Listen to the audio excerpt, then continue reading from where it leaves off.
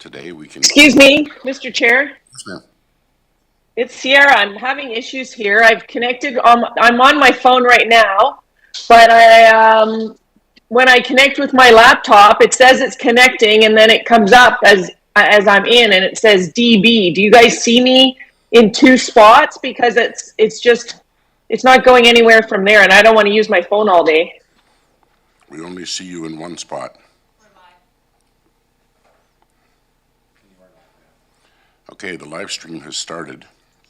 Director Acton is having some connectivity issues. She's here by phone. IT will reach out to her and see if we can fix the connection in such a way that she can log in on her laptop.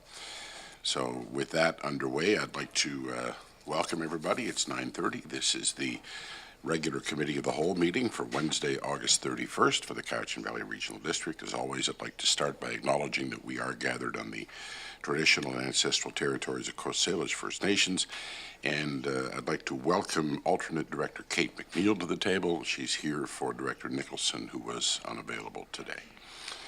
So having established quorum, I'm going to call this meeting to order, and we have a motion before us to approve the agenda. Are there any late items from staff or directors? Seeing none, can I have a motion to approve the agenda as circulated? That's moved and seconded. All in favor? And opposed? That carries. Thank you. No business arising from the minutes. I would turn to our corporate officer with respect to public input period. Mr. Chair, there is nobody in the gallery or nobody waiting electronically to participate in public input period. All right, thank you very much. Point of order, Mr. Chair. Did we approve the agenda? Did we approve the minutes, or was I dozing? Oh, we just flew by those minutes. My apologies. Thank you. Move the minutes of the last meeting. Minutes are moved for adoption. Seconded. Any errors or omissions? Seeing none, all in favor? And opposed? That carries. No delegations, no correspondence, no information. We do have some reports. Again, to the corporate officer. Thank you, Mr. Chair. Report R1 is a report from Environmental Services Division with regards to surface water quality monitoring. The report is for the committee's information.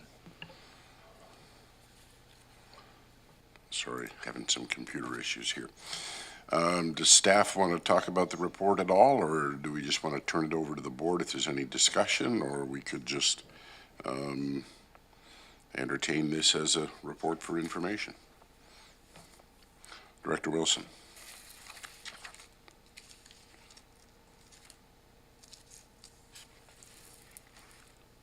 Director Wilson, we can't hear you, sir. There, sorry, press the wrong button. I just have one question for staff on data collection, if I may, please. Go ahead.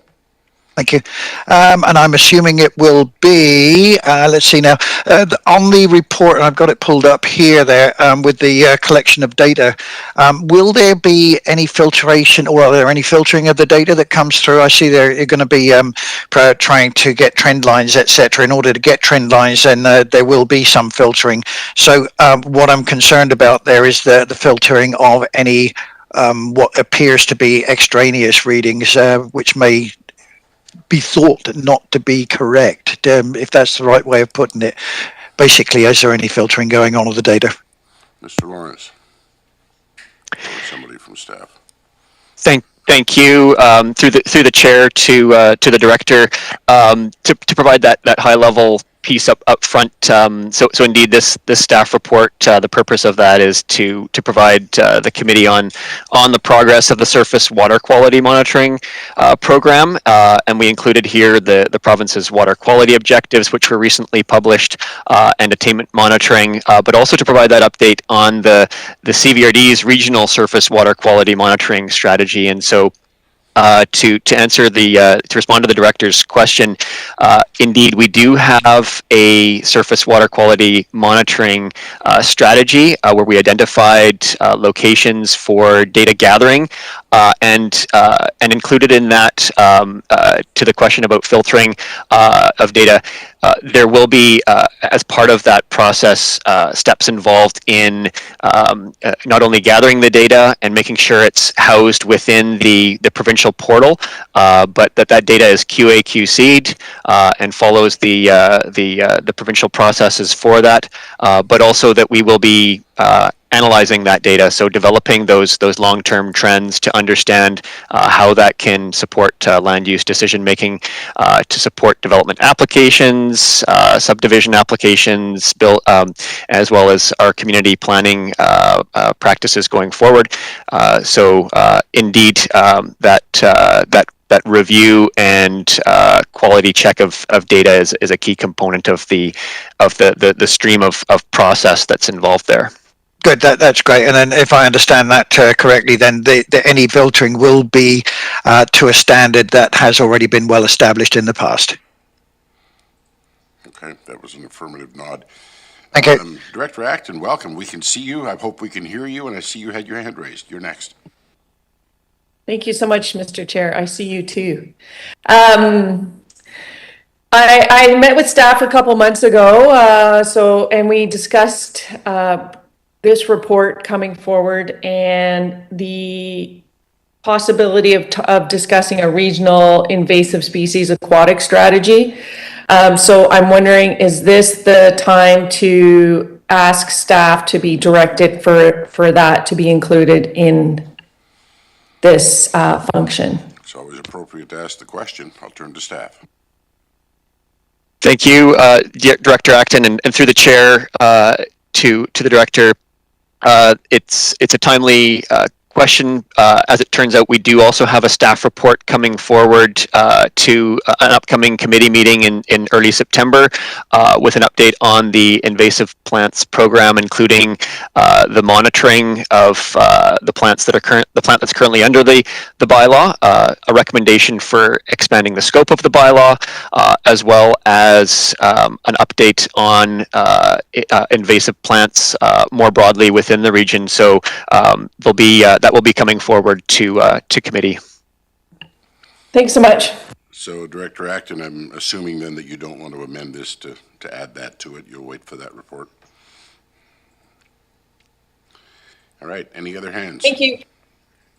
Director Martman, then Morrison.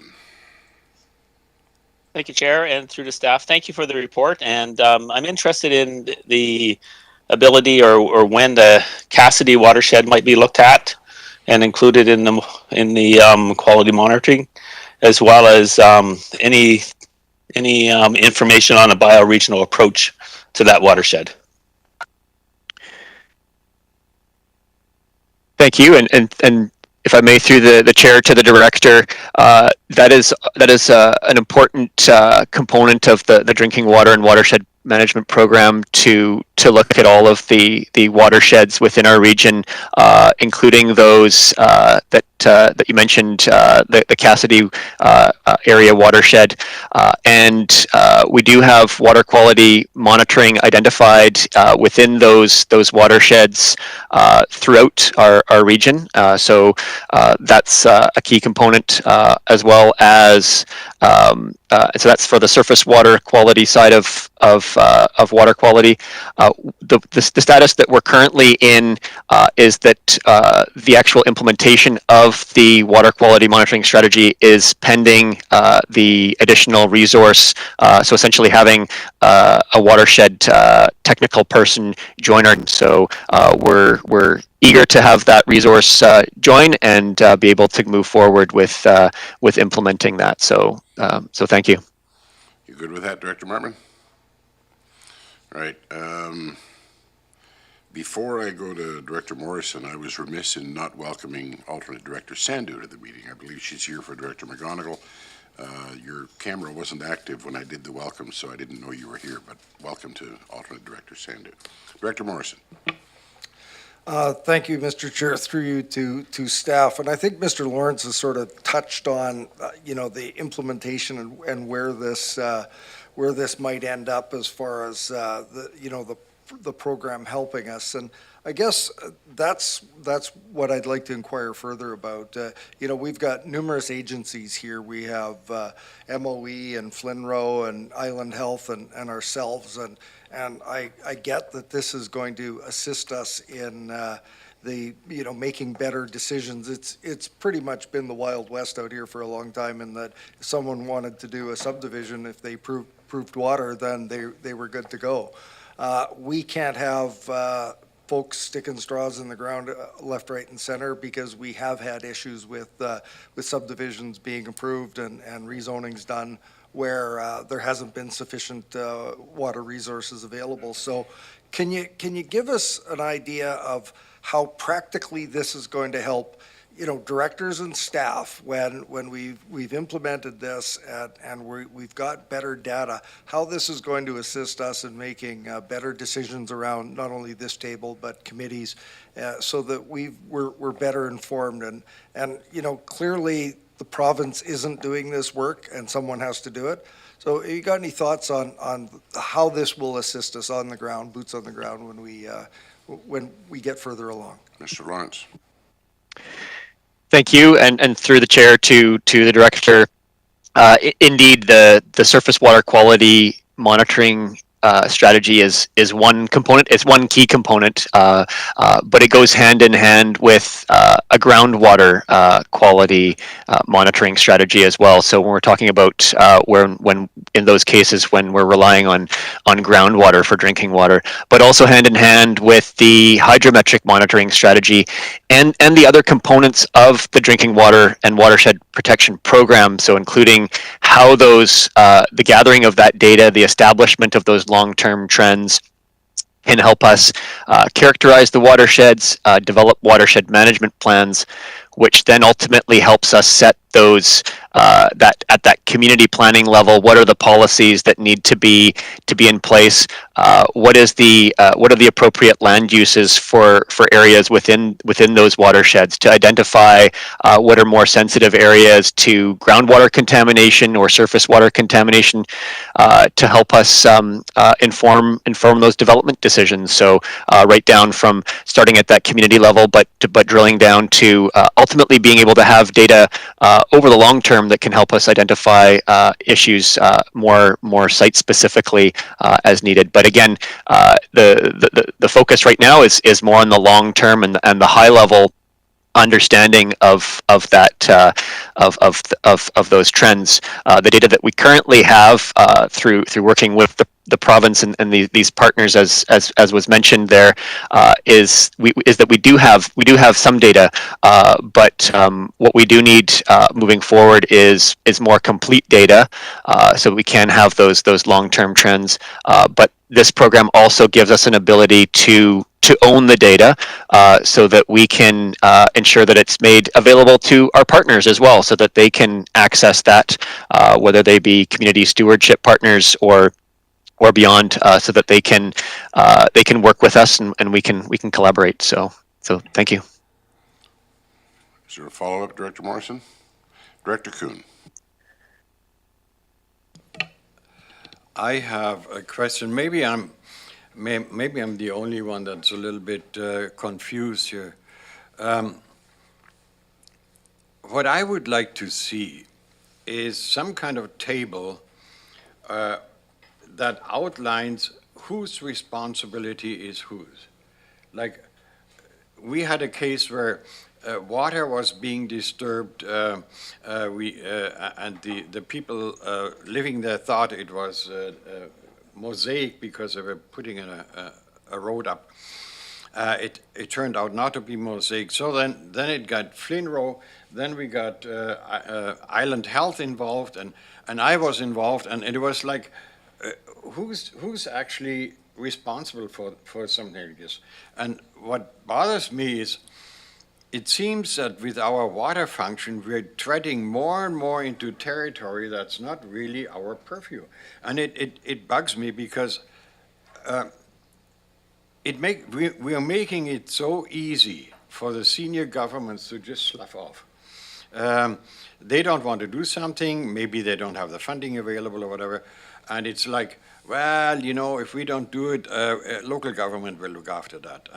And we seem to be willing and able to do it because we can always increase taxes on the property owners. And it bothers me to no end. I would like to see some kind of breakdown where we can actually say, okay, this is their responsibility and this is ours.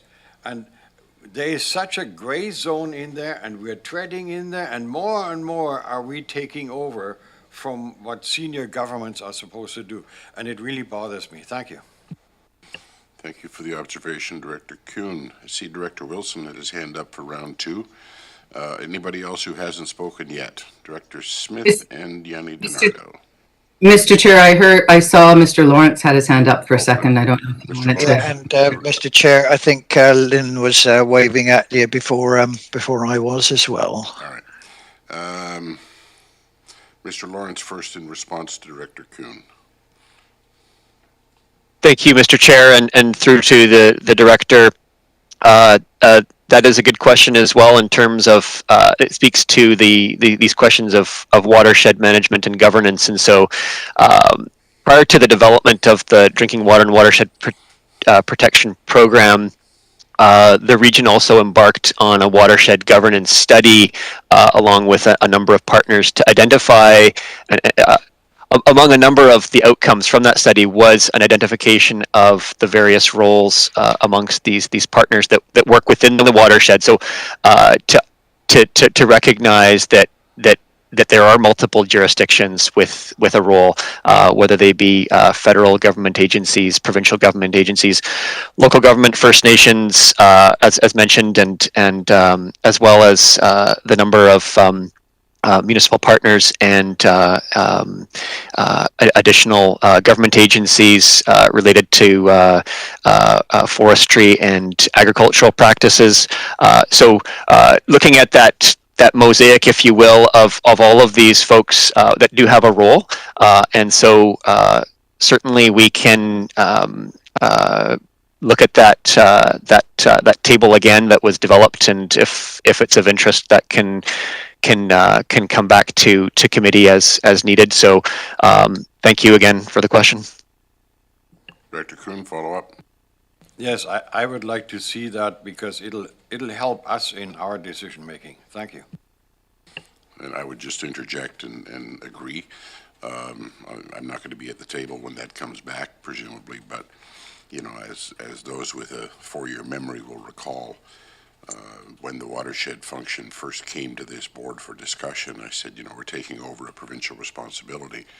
Then at minimum, we should go to the province and say, surely to goodness, somewhere in your budget, there's a line item for the Cowichan Valley watersheds. We want that money too, and that was never done.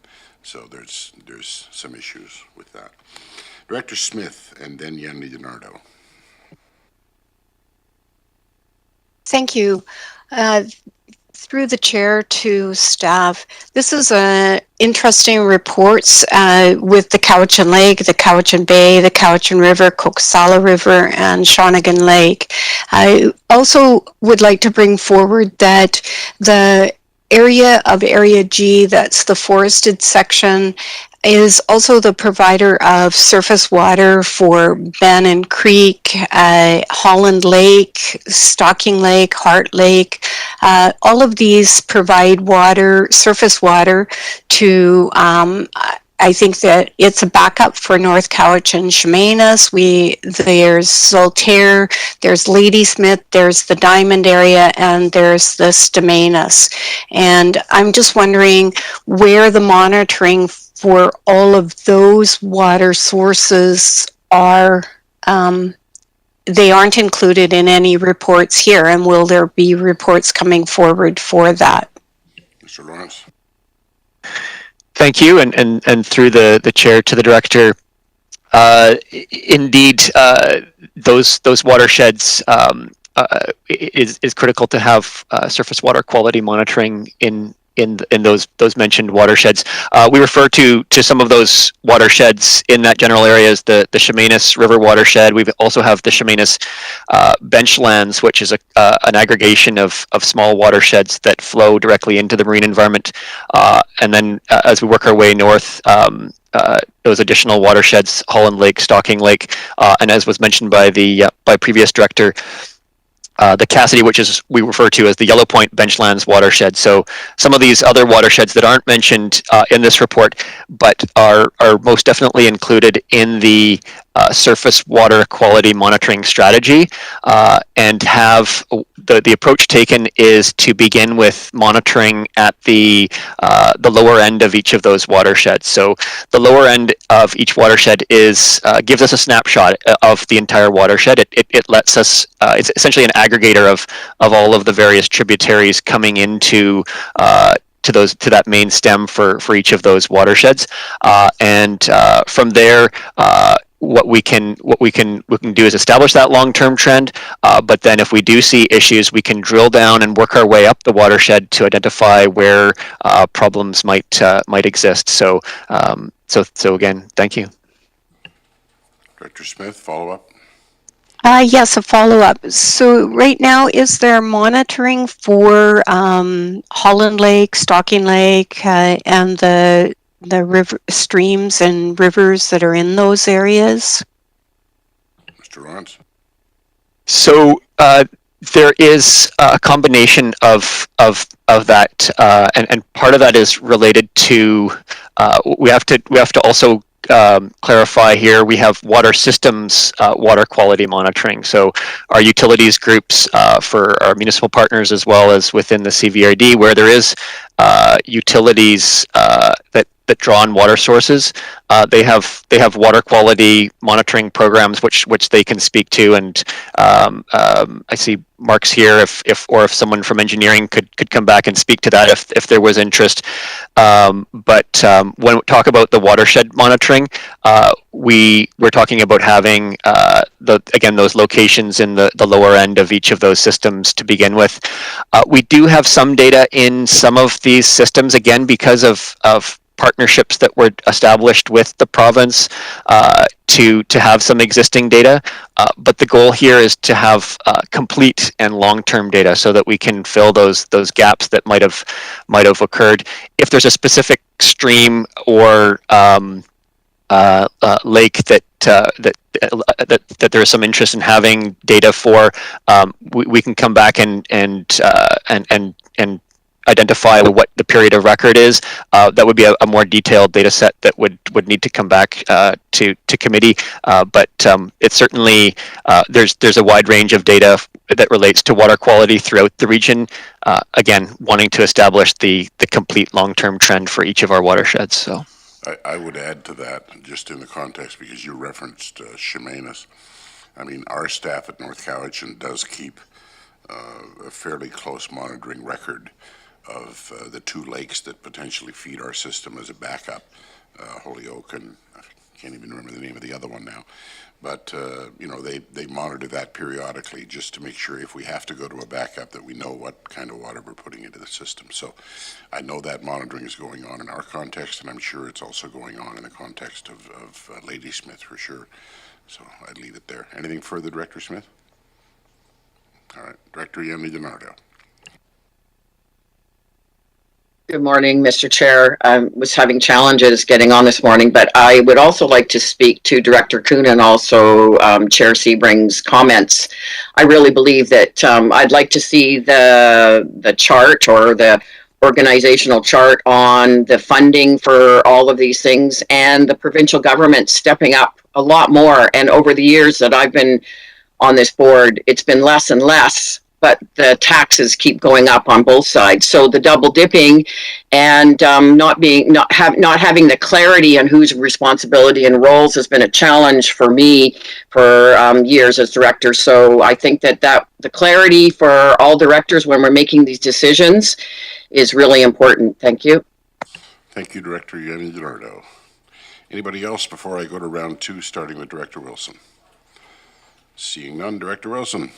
Thank you very much, Mr. Chair. Yeah, my ears pricked up when I heard groundwater protection and considerations because that wasn't mentioned in the report here. Keith, I would appreciate if we could somehow incorporate this here as well, because it is a major part of this whole thing here.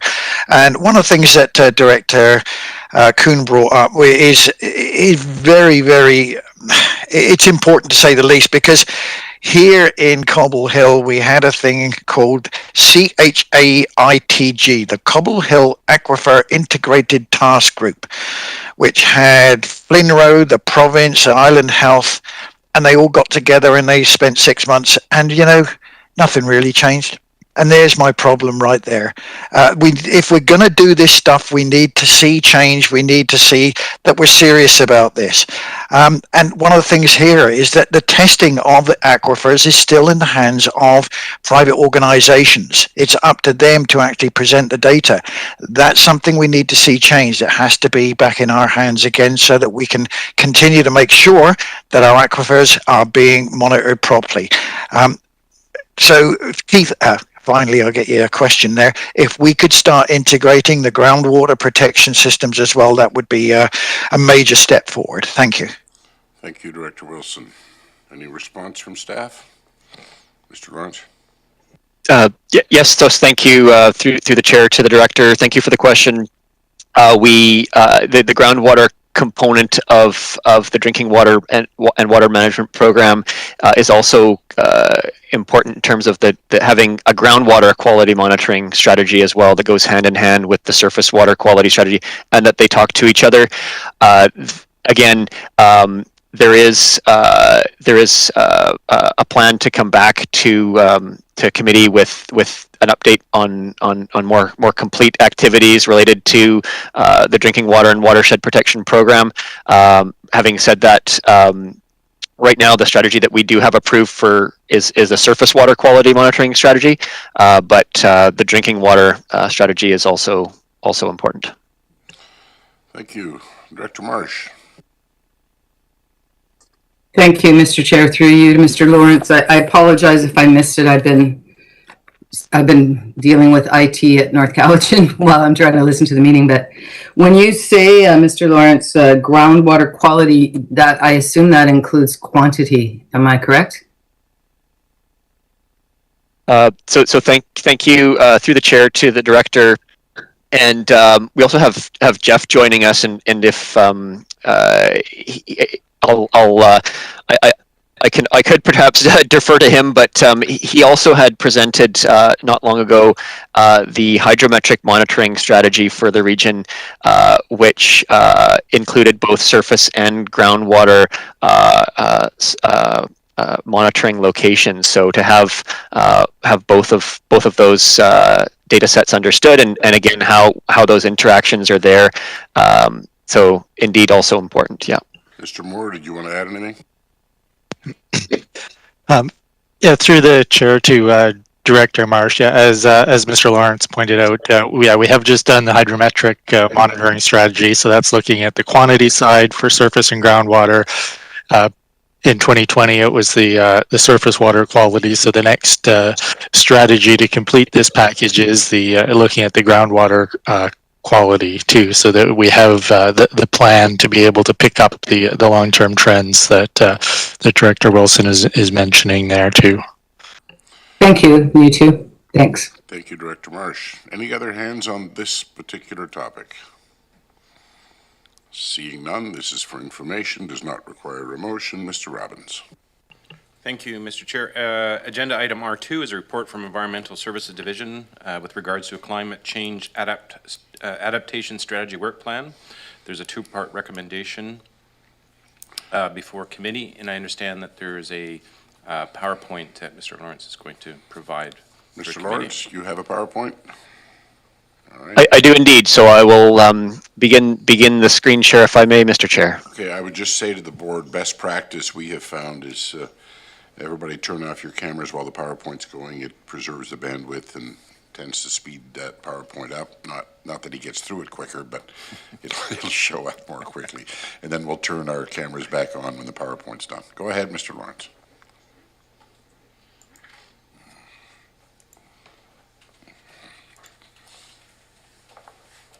Okay, can everyone see a full screen version of the presentation, which should read Regional Climate Change Adaptation Implementation Strategy? Certainly seeing it here in the boardroom. Thank you.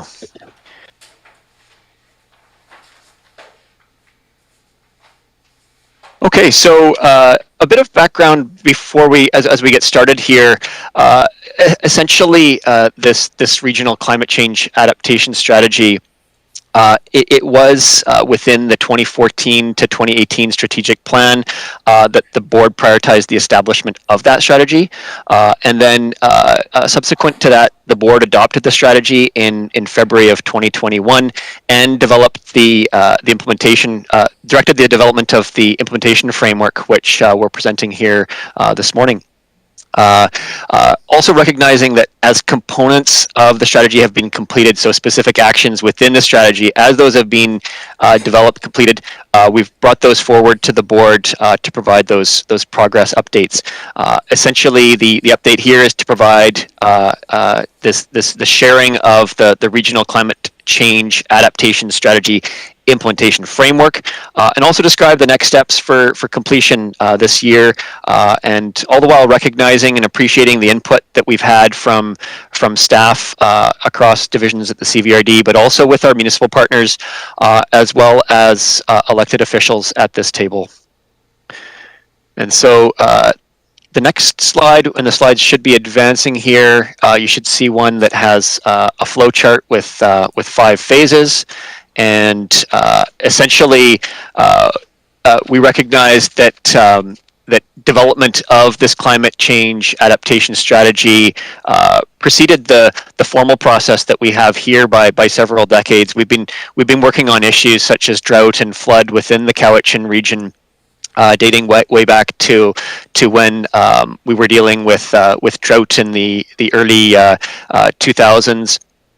As well as flood issues, which activated the development of key planning components, which are indeed climate adaptation related. So when we think of flood management planning or drought planning, those are components of climate adaptation.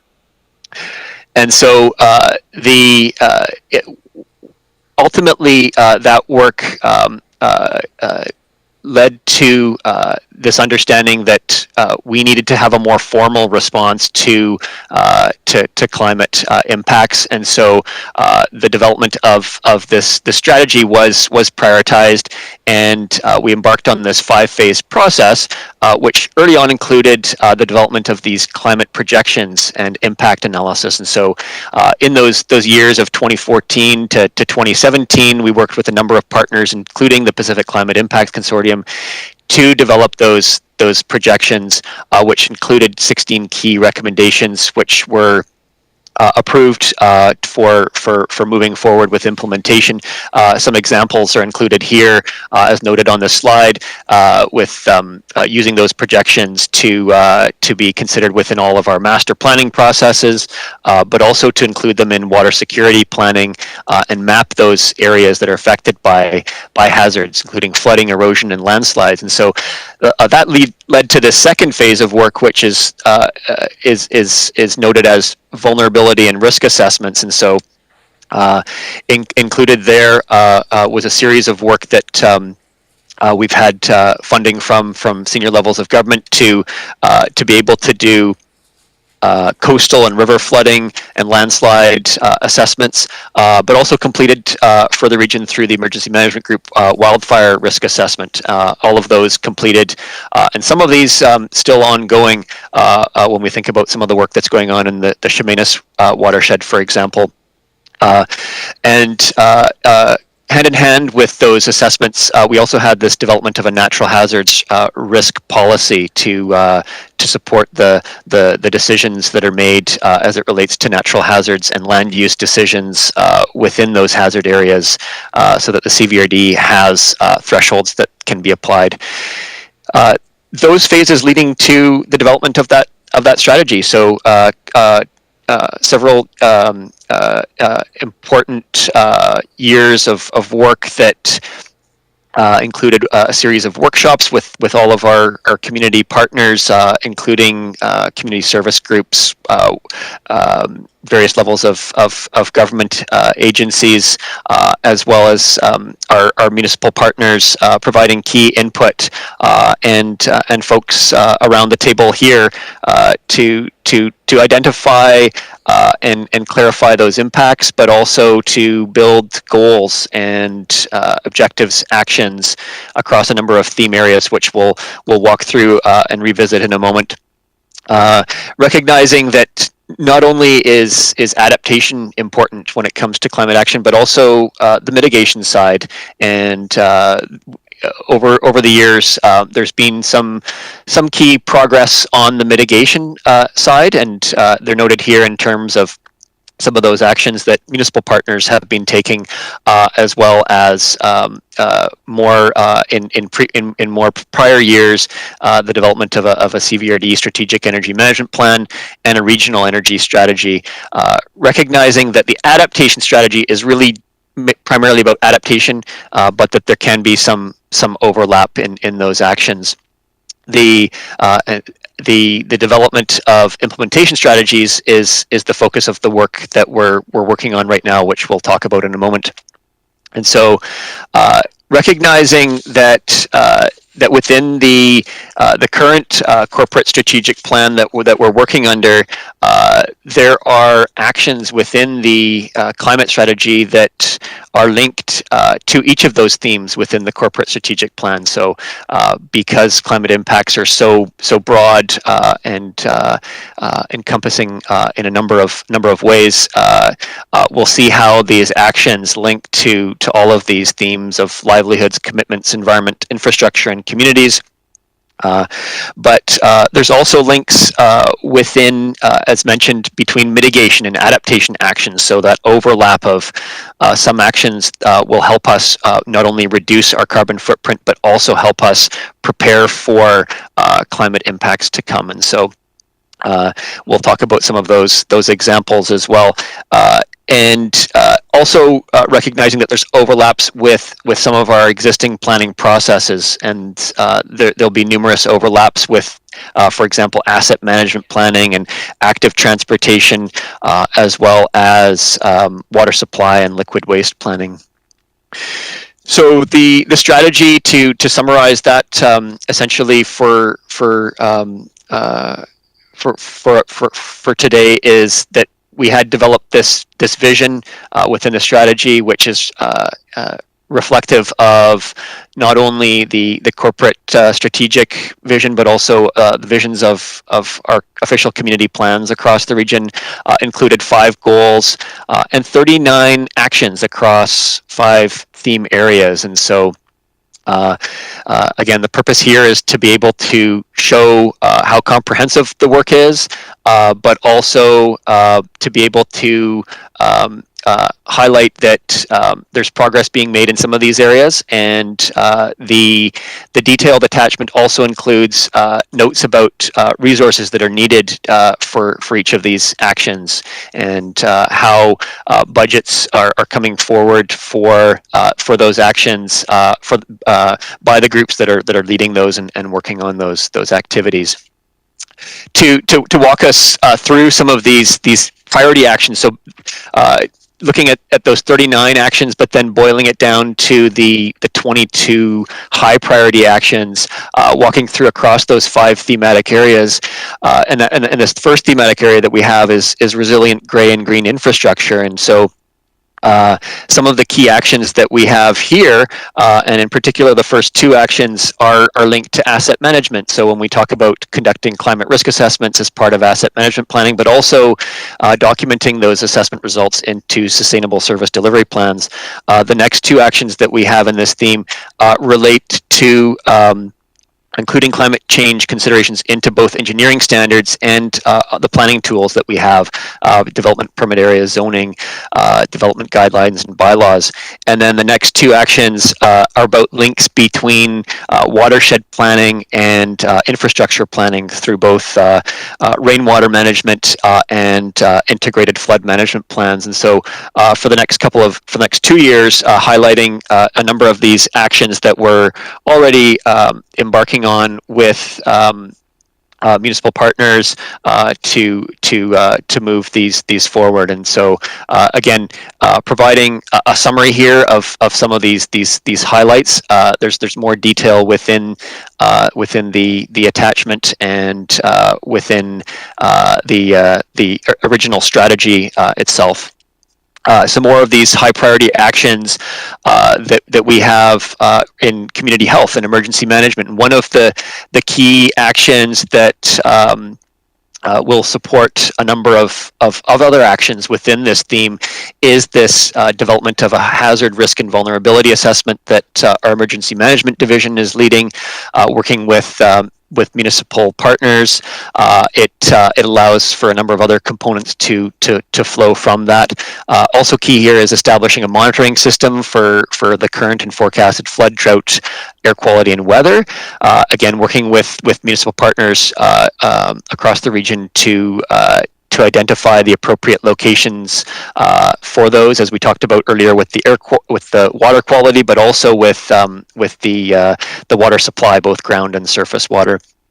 The establishment of community clean air shelters is also an activity that is being explored in the coming years, similar to how we have shelters for dealing with extreme heat, also for those impacts of wildfire smoke. The next thematic area is related to green growth and sustainable development, and we have a number of actions that are being led by economic development group, but also in collaboration with municipal partners. So actions that include the development of strategic agriculture plans, the development of a circular economy strategy, that ongoing work also with working with local businesses and tourism industries to explore these adaptation options that could be available, and then also working to develop long-term agriculture water sustainability plans, working with partners there. And so we are also have a number of actions within the ecosystems and bioregional carrying capacity, which are high priority. And so within this theme, we think about the actions that relate to environmentally sensitive areas, strategy development, and both Cbrd and municipal partners working on gathering data and identifying those key areas that can inform policy through the development of strategies. And so key activities happening there in the coming years as well. And also linked here is the drinking water and watershed protection program. So the second and the third actions here, really when we're talking about the development of long-term community water security plans and also the development of coordinated watershed management plans. So again, working with partners, internal and external, to be able to identify, to be able to develop those, and all the while continuing to proactively manage those local government-owned forested areas. So CVRD and municipal forested areas. To increase the resilience to wildfires, while at the same time considering biodiversity in that planning process. This fifth thematic area really relates to building capacity across the region to be able to understand impacts and develop those responses and implement them. So it's actions that all folks can be participants in, being able to establish relationships with subject matter experts, communicating those long-term projections to folks within our communities and out to various partners. Also, keeping up to date with best practices is something that we can all do in terms of moving forward with adaptation, conducting that review of those key service level plans and policies to see where we can build those climate adaptation objectives into those processes, and all the while continue to work with our local First Nations on the development of these coordinated initiatives and programs. And so essentially, the next steps that we have here in the coming years are to have budgets for each of these actions being submitted as part of the 2023 budgeting process by each of the relevant divisions and groups. Establishing an advisory group, so an intergovernmental advisory group, which includes participants to implement actions in the climate change adaptation strategy. Also, we will be implementing, as mentioned, those high priority actions that we've talked about within that work plan, which we've just walked through. Another key component is developing communications of the climate adaptation work, so that we can relay that out to folks, so that folks can understand what the responses are and be part of the solutions going forward. So with that, a thank you, and I'll move out of the screen share and back to the group here. I'd invite directors to turn their cameras back on, please. All right, and everybody's back on screen. Questions? Let's start with Director Wilson, because I saw his hand before anybody else. Director Wilson. Yeah, thank you, Mr. Chair. Keith, on the background there with the Section 4 GHG mitigation strategy, it says completing a regional energy strategy to identify opportunities for developing locally resourced renewable energy. What does that actually mean? So through the chair to the director, indeed.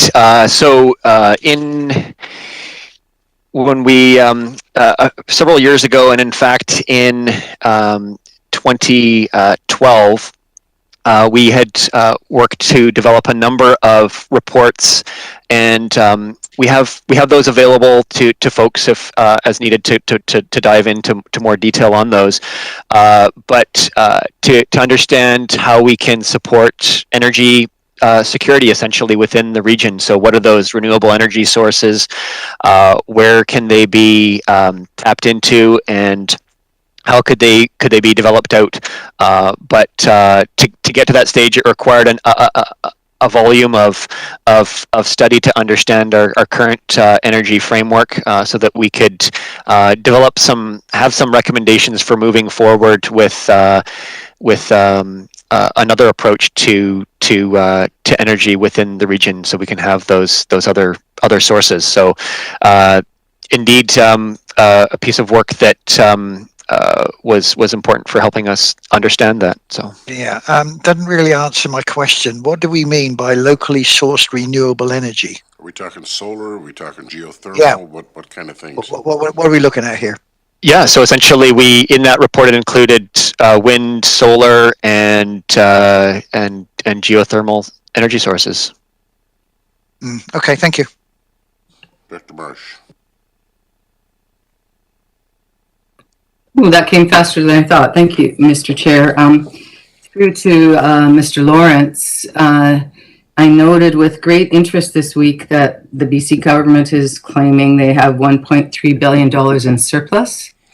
And I was thinking about the new portfolio, the new ministry actually, and the Minister of Land, Water and Resource Stewardship and Minister responsible for fisheries is a former colleague of us, the Mayor of Tofino, and she started out as the Municipal Affairs Minister.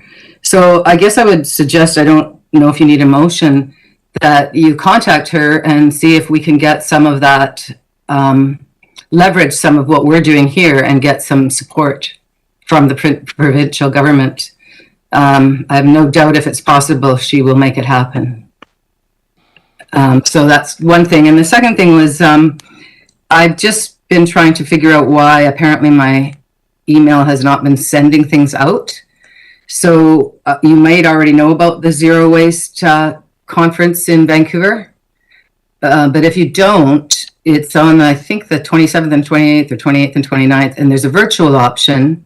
I've registered, and you can, if you do the virtual option, you can access them for a whole year. So if you don't know about it, it might be a great thing to invest in. It's like $350 in tax or something. So, and thank you for all your work on this. It was really a long read, but these last couple of items, but good. So thank you. Thank you, Director Marsh. Any other hands? Director Morrison. Oh yeah, I did have you down. Sorry. Go ahead.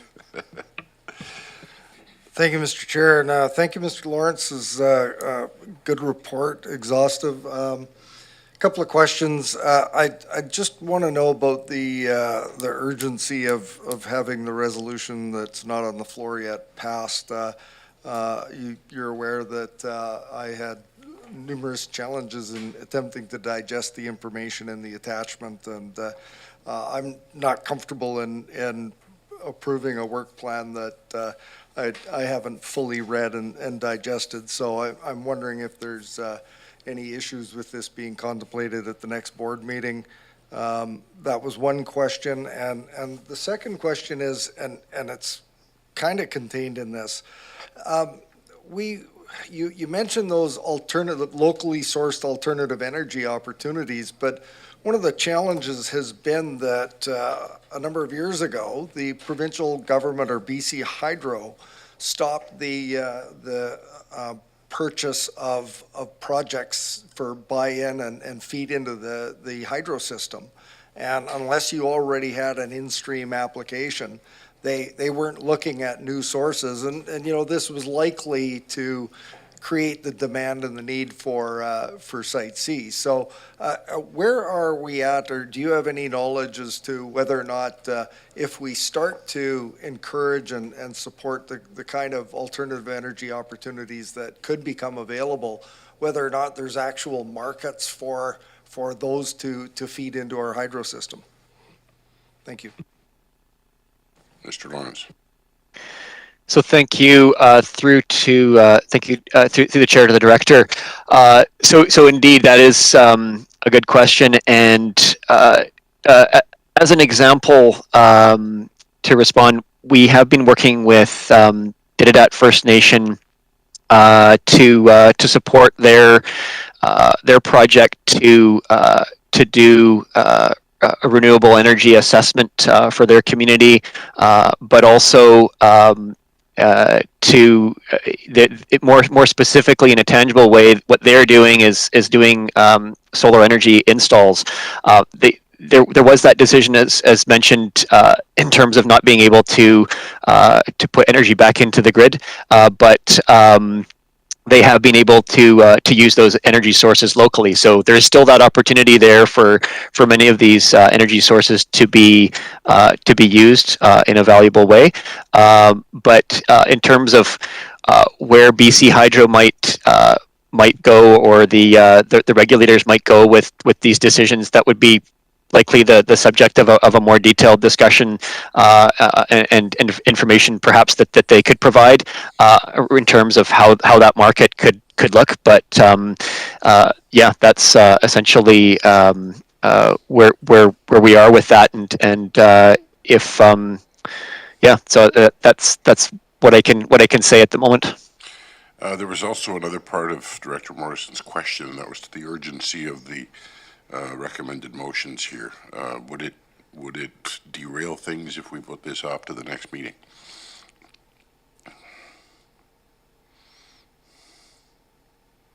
Mr. Lawrence.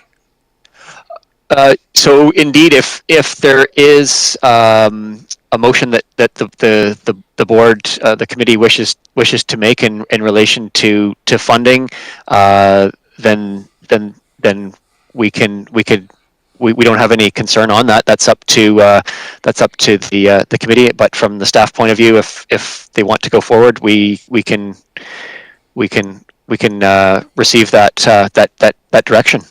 All due respect, I mean, the recommended motion is that the work plan be adopted and the staff be directed to establish an advisory group, including the intergovernmental participants, etc. And what I heard Director Morrison ask was, A, I haven't had a chance to really fulsomely review the work plan because of some technical issues with being able to read the small print. We talked about this before the meeting. So he'd like another 2 weeks or 3 weeks to look at this before these motions come before the board. So I guess that's the question is, does that throw a major monkey wrench into it for staff if we say, let's just put this process on hold for 2 weeks?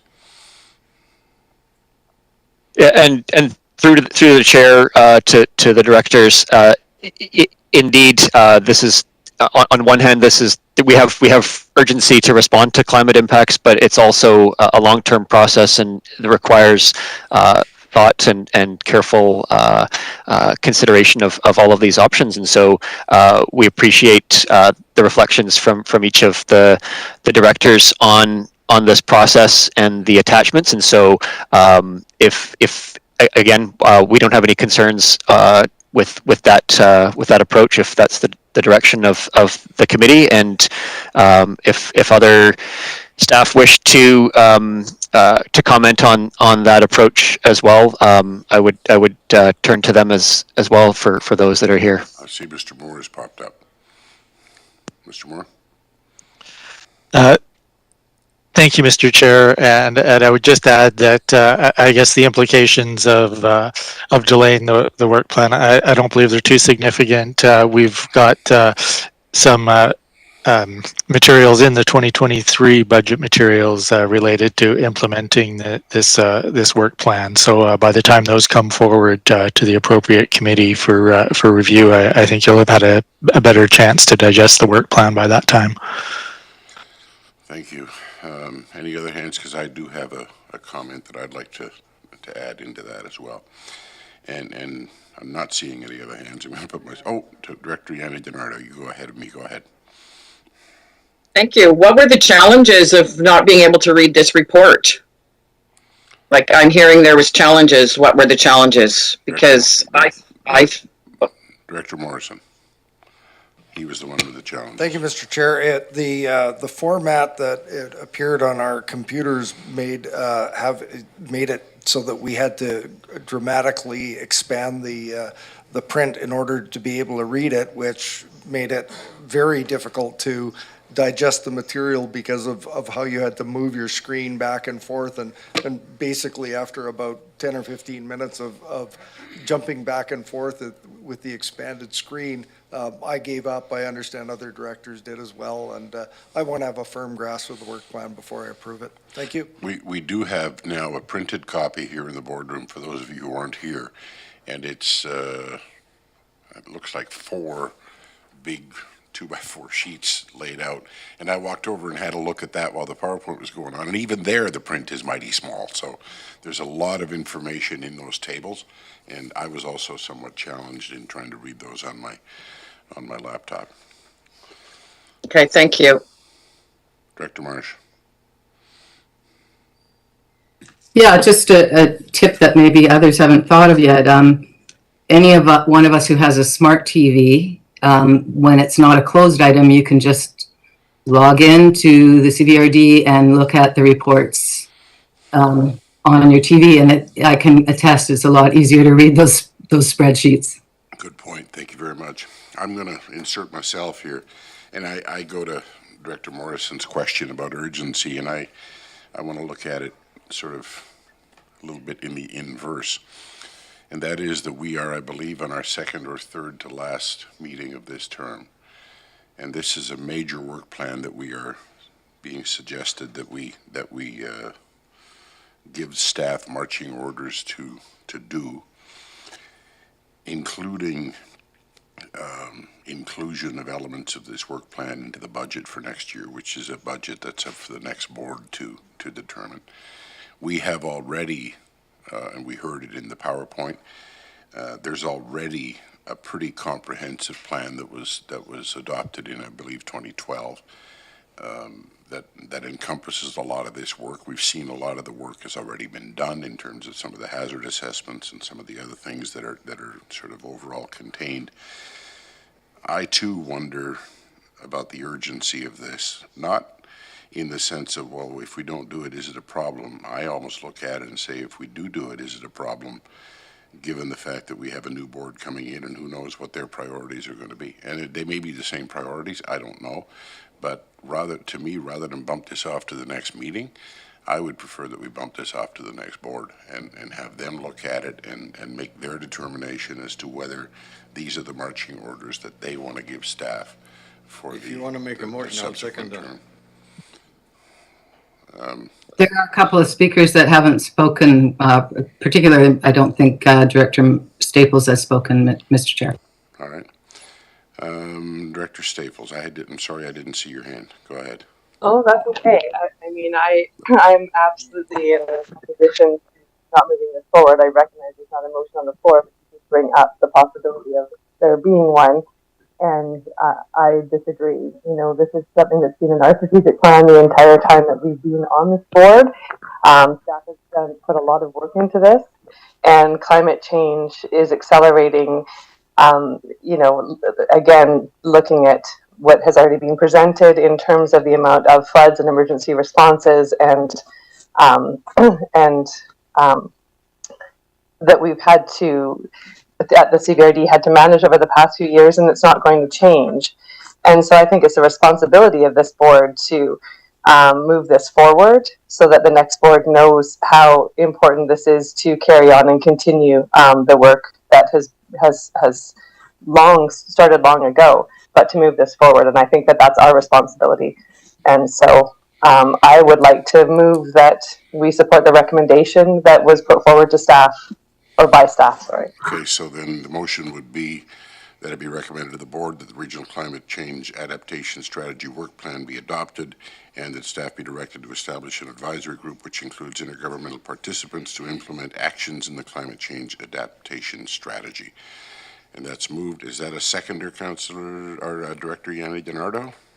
Okay, that's moved and seconded. Absolutely. I'd also like to speak. All right. Director Yanni DiNardo, I had you on my list. Go ahead. Thank you. I absolutely agree with Director Staples. I respectfully disagree with the chair. I think this is something that we have been working on. This is something that was a priority for all of us.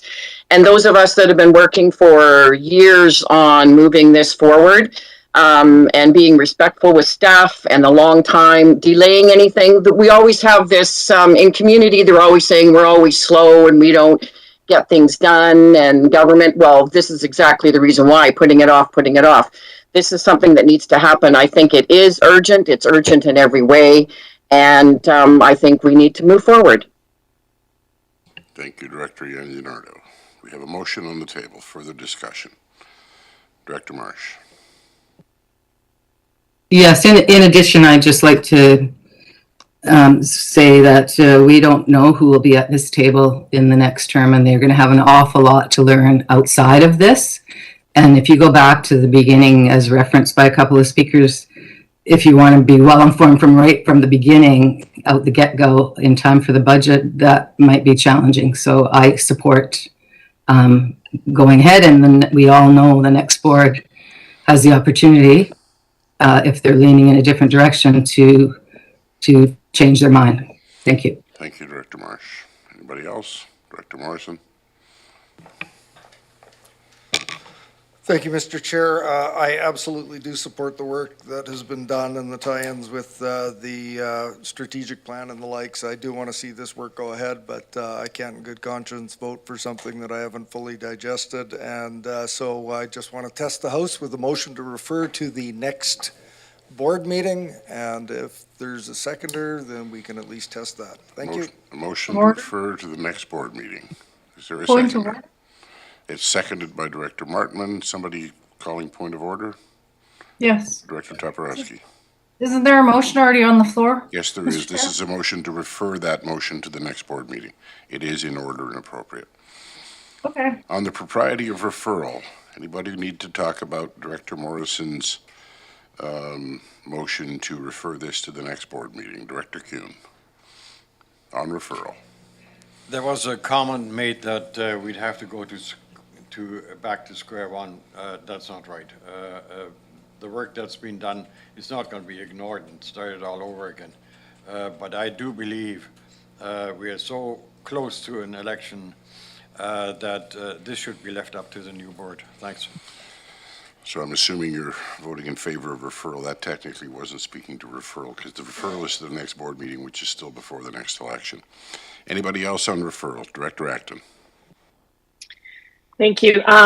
I will support the motion of referral simply to support other directors. Perhaps if there is an issue with, the ability to read the report, I feel like Director Morrison could possibly just, finish reading it by the next board meeting, because it wouldn't go until next one anyway. And in order to not delay it, and since I know he does respect staff and respect the direction that we're heading, but I will do it just to support other directors who've made a simple referral motion, because I don't think he's trying to delay it in any way, but it is a slight delay. But I will not support putting it to the next board. The next board does not get to just look at all our decisions and change them moving forward. So this is a work plan that's been in the works for a long time, and staff have come forward with it, and they're making progress. It's definitely something that we should not be putting a roadblock in front of staff on. Thank you, Director Acton. With all due respect, the next board can do what it wants. We can't future a fetter board and fetter a future board, and if they decide to change the work plan, they're free to do so. A point of clarity, though, from Director Morrison. Is your motion that this go to the next board meeting or the next committee of the whole meeting?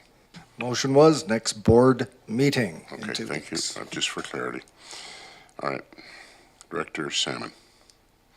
For clarity, that means next board meeting after today. Yeah. September 28th, Yeah. right? Yeah. Okay, because we don't have UBC. So I'd support that also. If possible, if we could get a paper copy of this. I had the same difficulties following, so if, perhaps in our director's mailboxes, we could all get a paper copy of this to look at. Thank you. All right. Seeing no further hands on the motion to refer. Oh, Director Staples. Yeah, I just wanted to say that, out of respect for the directors that are asking for more time, I'm happy to refer this to the next board meeting. To allow people time to go through it more fulsomely, and support the motion that I put forward earlier at the next board meeting. Thank you. Any other hands?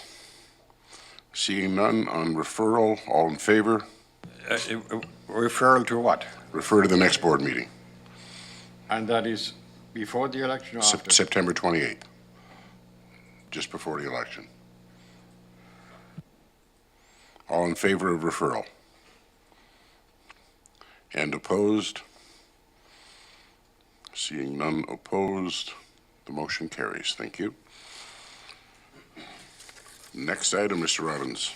Mr. Chair, agenda item R3 is a report from Environmental Services Division with respect to water monitoring station network, and there's a recommendation before the committee. Could we read the recommendation and have it moved? Go ahead, sir. The recommendation that it be recommended to the board that the chair be authorized to sign a letter of support to the province of BC for the design, installation, and operation of a hydrometric monitoring well near Averill Creek. Somebody want to move that? Moved. Seconded by, I'm not seeing, oh, there we go. Thank you, Director Morrison. Discussion, questions? This one seems pretty straightforward. Not so, Director Markman. Thank you. Yes, straightforward, I think, as well. I just have a question, though, around, do we use owners' wells, current wells that are in place for any type of monitoring? Anybody from engineering services? Perhaps Mr. Lawrence? So thank you through the chair to the director. The ownership of lands for wells varies. We do have some that are local government-owned lands, but we may also have some that are privately owned. I'm going to refer to Mr. Moore, who has been working on the hydrometric monitoring strategy. If Mr. Moore is still with us, yeah, I see there with his camera on. If we do have any existing ones on private land. So thank you. Mr. Moore? Thanks through the chair to Director Martman. So there's a couple of issues there. There's one is the ownership of the land. In this example, I think where the land is municipal land, but the well will be owned by the province and eventually turned over to the Cbrd. So there can be a different, we can own a well that's on other lands. I think there's also the possibility, as an example, that something that can be done, might be what Director Martman's referring to, is someone has an existing well and they want to install some sort of monitor in that and somehow contribute the information. So that's something we're doing in most of our production wells for our various utilities, is using those as an opportunity to put some monitoring equipment in there. But at the moment, I don't believe we have any individually owned like domestic type wells that are being used for the monitoring. Director Martman, follow up? Yes, thank you for that, because I know one thing coming out of some residents in our area is the wanting to do monitoring of their own wells, and there may be data coming out of that may be more of a community-based science, but also the ask is something similar to what's happening in the regional district of Nanaimo, where the regional district somewhat supports the cost of getting the testing done. So I don't know if this is actually the right. I'm using this as a question, to put the question forward. So I just, Chair, I just hope you're okay with asking that question, if there's opportunity for that down the road. Any other hands? We have a motion on the table. Seeing no other questions, I'm going to call the question on the motion.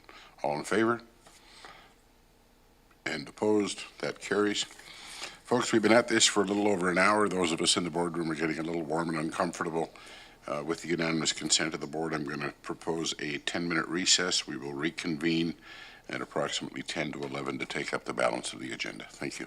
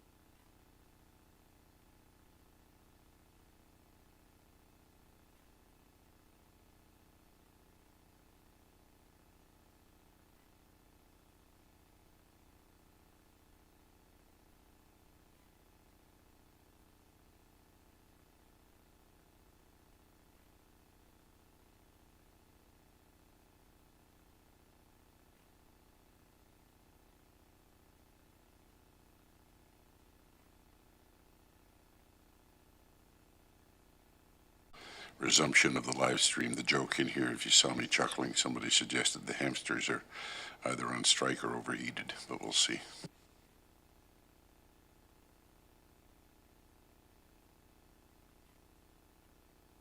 And we're live.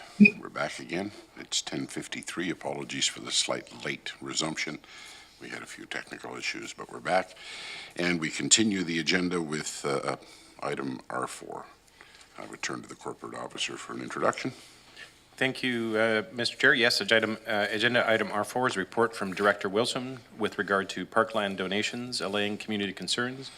The recommendation before the board is that it be recommended to the board that a policy to ensure that parkland donations, which are gifted freely by the public and are specifically intended as an endowment with the express intent of being protected as parkland, be held as such in perpetuity without the need for complicated and costly legal documentation be prepared.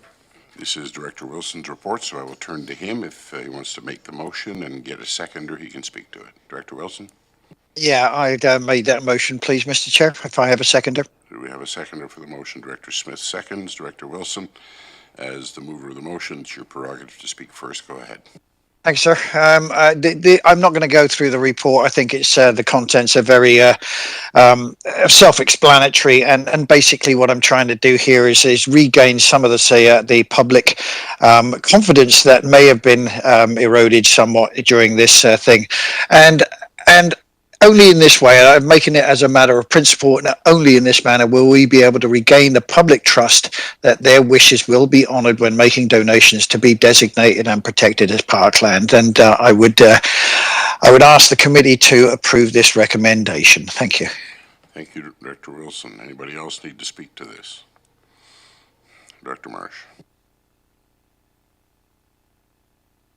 Yes, I will happily support this, and I think that if it's not passed, that would likely send the message, if you care, that you want your donation in perpetuity. Maybe you want to reconsider, and there's other avenues through the province to do that. But also, I think that it's something that every board will have to decide: can we accept that and manage it as a park, and what kind of park? And so I think it's a great motion, and I thank Director Wilson for bringing it forward. Director Morrison.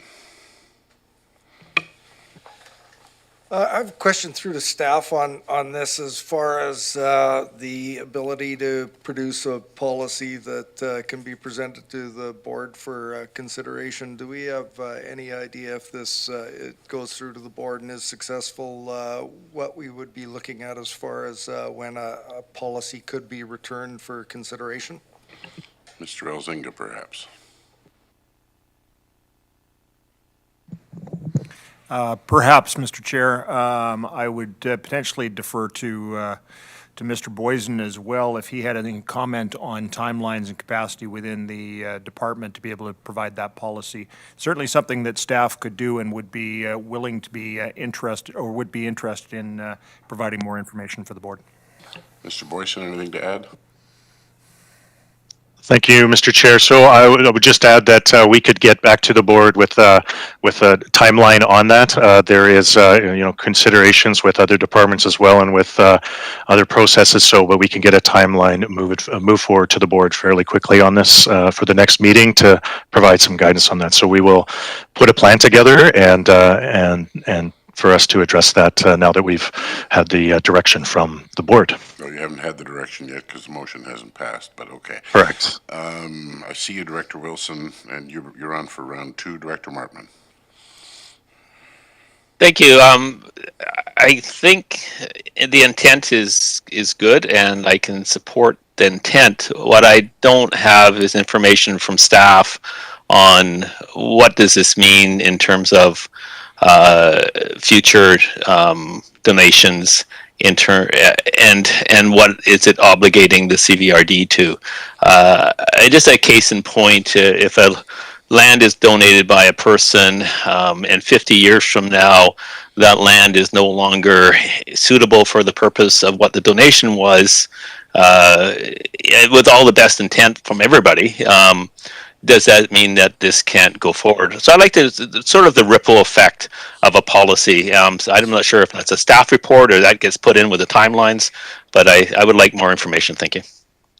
I think it's fair to assume that when this policy comes forward, that there will be some discussion in the accompanying staff report on those ramifications. I could be wrong, but I can't imagine the ramifications wouldn't be covered in that report. Director Yanni DiNardo. Thank you, Mr. Chair. Yes, I feel the same way as Director Martman, and hoping the staff report will rectify that. Thank you. And I would add, and I wasn't here for the board meeting where this was discussed, and of course most of it was done in electoral area services. I would like to see in that report a distinction between what the motion called donations, which are freely gifted by the public, and amenity contributions, because it's my understanding that there was a school of thought that said that this particular, what was going to be turned into a parking lot and wasn't, was actually an amenity contribution rather than a donation freely given. like that little park in, Princess Diana of Wales Park in Saltaire, that was freely given. I don't understand that that was ever an amenity contribution. And to me, those are distinctions that need to be addressed, because if it's an amenity contribution, it's a whole different kettle of fish than somebody saying, here, have a piece of land for parkland, with no conditions attached on our end that, they're getting something in return. So I would hope that that would be addressed in the report as well. Director Acton. Thank you, Mr. Chair. I see that the intent is a good one, but by the wording of the resolution, I have a little bit of confusion. So is it true? So for example, this board did accept parkland along the Coxsala to preserve some old growth forests. So by the wording of this resolution, it's assuming that that parkland that was gifted, I'm sorry, the family name is not coming to me. Perhaps someone can help me out. But that this parkland is at risk of being used as something else. I would suspect that Parks does have some kind of legal document when that property was gifted to the Cbrd. Is that not the case? And I'm sorry, I can't remember. It's not. I wasn't expecting to talk to this right today, so I can't remember the name of the family. But perhaps staff could, educate us on that. Thank you. Somebody from staff want to weigh in on that one? Well, thank you, Mr. Chair. Unfortunately, I don't have specific response to that. I think Mr. Farquhar might be able to assist, but he's not available today. So, yeah, we could include that in the conversation, though, in the future. Director Smith.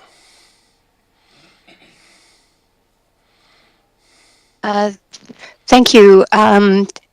Just to go back to the comments by the chair, it was my understanding that a portion of the land for Taylor Park was an amenity and an additional portion was gifted.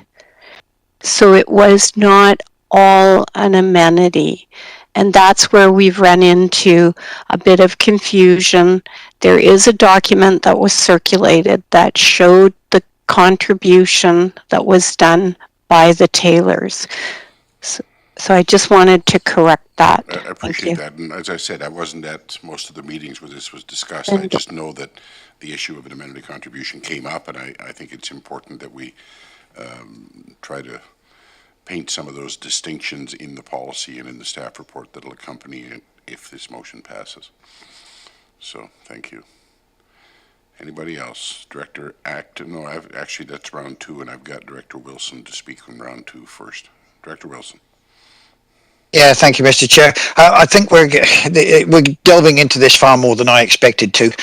Basically, let me go back for it. And I've used Taylor Park as an example here of the kind of trust that we need to give back to the public again. Let's simplify this. I have 5 acres of land. Let's forget about any kind of, I don't have, but let's say I do. And I decide that I'm going to give this to the community as a park, not as a community thing, no development or anything like that. Here is 5 acres. I want this as a park. Basically, we need to acknowledge that that is a gift as a park, and we need to reassure the public that it will always remain as a park. And I understand the point that Director Martin has brought forward that in 50 years' time that may change.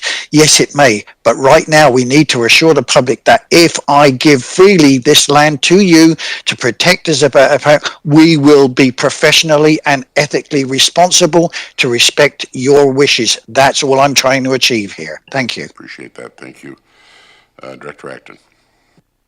I just wanted to say that the name of the family came to me. It was the Sadu family, and they donated a bunch of land along the Coxsala River in Area B. Thank you. Thank you very much. Any other hands on this one? The motion's before us. I think we all know what it is. I'm going to call the question. All in favor of the motion? Anybody opposed? That motion carries. Thank you, Director Wilson. Turn back to staff for the next agenda item. Agenda item R4, Mr. Chair, is a report from Director Wilson with regards to cancellation of the Taylor Park Kinsel Trestle parking lot project. Recommendation before committee that it be recommended to the board that one, that the chair issue a public apology to the Taylor family in writing on behalf of the board and the organization with respect to the handling of the recent Taylor Park parking lot controversy, and two, that the CBRD allocate funds to cover all costs of drafting a legally binding deed of trust to be applied to Taylor Park to prohibit any future projects, development, or sale of this environmentally sensitive area. Thank you. Again, Director Wilson, this is your report. You get to lead off. If you want to make the motion, if you can get a seconder, we'll go. Yeah, thank you, Mr. Chair. Yeah, I would like to make that motion if I can get a seconder, please. Director Smith seconds, but before we go further, before somebody else does it, I'm going to suggest that we sever these two, that we consider them individually. They are separate issues and separate motions. So I'm going to consider that the first motion has been made with respect to the apology, that's been made and seconded. So Director Wilson, if you want to speak to that, and I'll defer to you later to speak to number two if we can get that moved and seconded. But yeah, roger that. Thank you, sir. Go ahead. Yeah, and again, the contents of the report are fairly self-explanatory. The Taylor family, and especially the senior parts of the Taylor family, have been unduly stressed by this, and I do honestly think that, given what we've said in the previous report, that we should at least make some amends to that family for the stress that they have suffered here, and that's basically the part of this first one. And I would ask the committee to approve this part. Thank you. Thank you, Director Wilson. Anybody else need to speak on this one? Director Markman. Sorry, a bit long to find the button there. When a mistake's made, I do believe in apologies. And I think it's important, though, to understand if it's a mistake or if it's process, because process can lead you down a path where it's onerous, it creates positional between parties, and essentially you can get hurt feelings and emotions come into it. I thought this process was fair in that it continued to look at the evidence. And I think to get to a decision, I required that evidence. And as with all due respect, I think qualified experts needed to be brought in to look at this and to come to that determination. I would hope there would be public confidence in that our decisions are based on evidence and less about our opinion on something and more on collectively looking at all the information provided. So I think the process may have led to this, but I don't know. I don't see that as a mistake unless we want to look at our process and say our processes have an issue. And in that, I can see an apology. But I can't see an apology for following the evidence to come to a conclusion that was actually what I thought was the right conclusion. Thank you. Thank you, Director Markman. Director Acton, I see you, Director Wilson. Thank you, Mr. Chair. I tend to agree with Director Markman on this. It's unfortunate how the feelings were portrayed, kind of heightened through the process. Although this is a regional proposition, the Taylor family does live in Area B, and right away I called them and asked them I offered to help facilitate a meeting with Cbrd to get all the facts and to be part of the conversation, and that was refused. And I think, that would have been really helpful for the family just so that they could be part of the conversation and part of all the meetings taking place, but and understand the process so that it would have unfolded the way it would have. But I not sure that we have made a mistake, and that's just my position on that. It's unfortunate. Thank you, Director Acton. Director Wilson, I see you for round 2. Anybody else still need to speak in round 1? I see no hands, so Director Wilson, back to you. Oh, Director Marsh.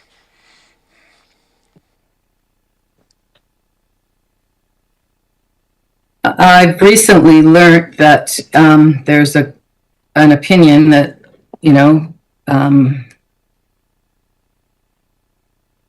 out in the world, kind of, that if someone feels offended by actions of someone else, that apology ought to be due.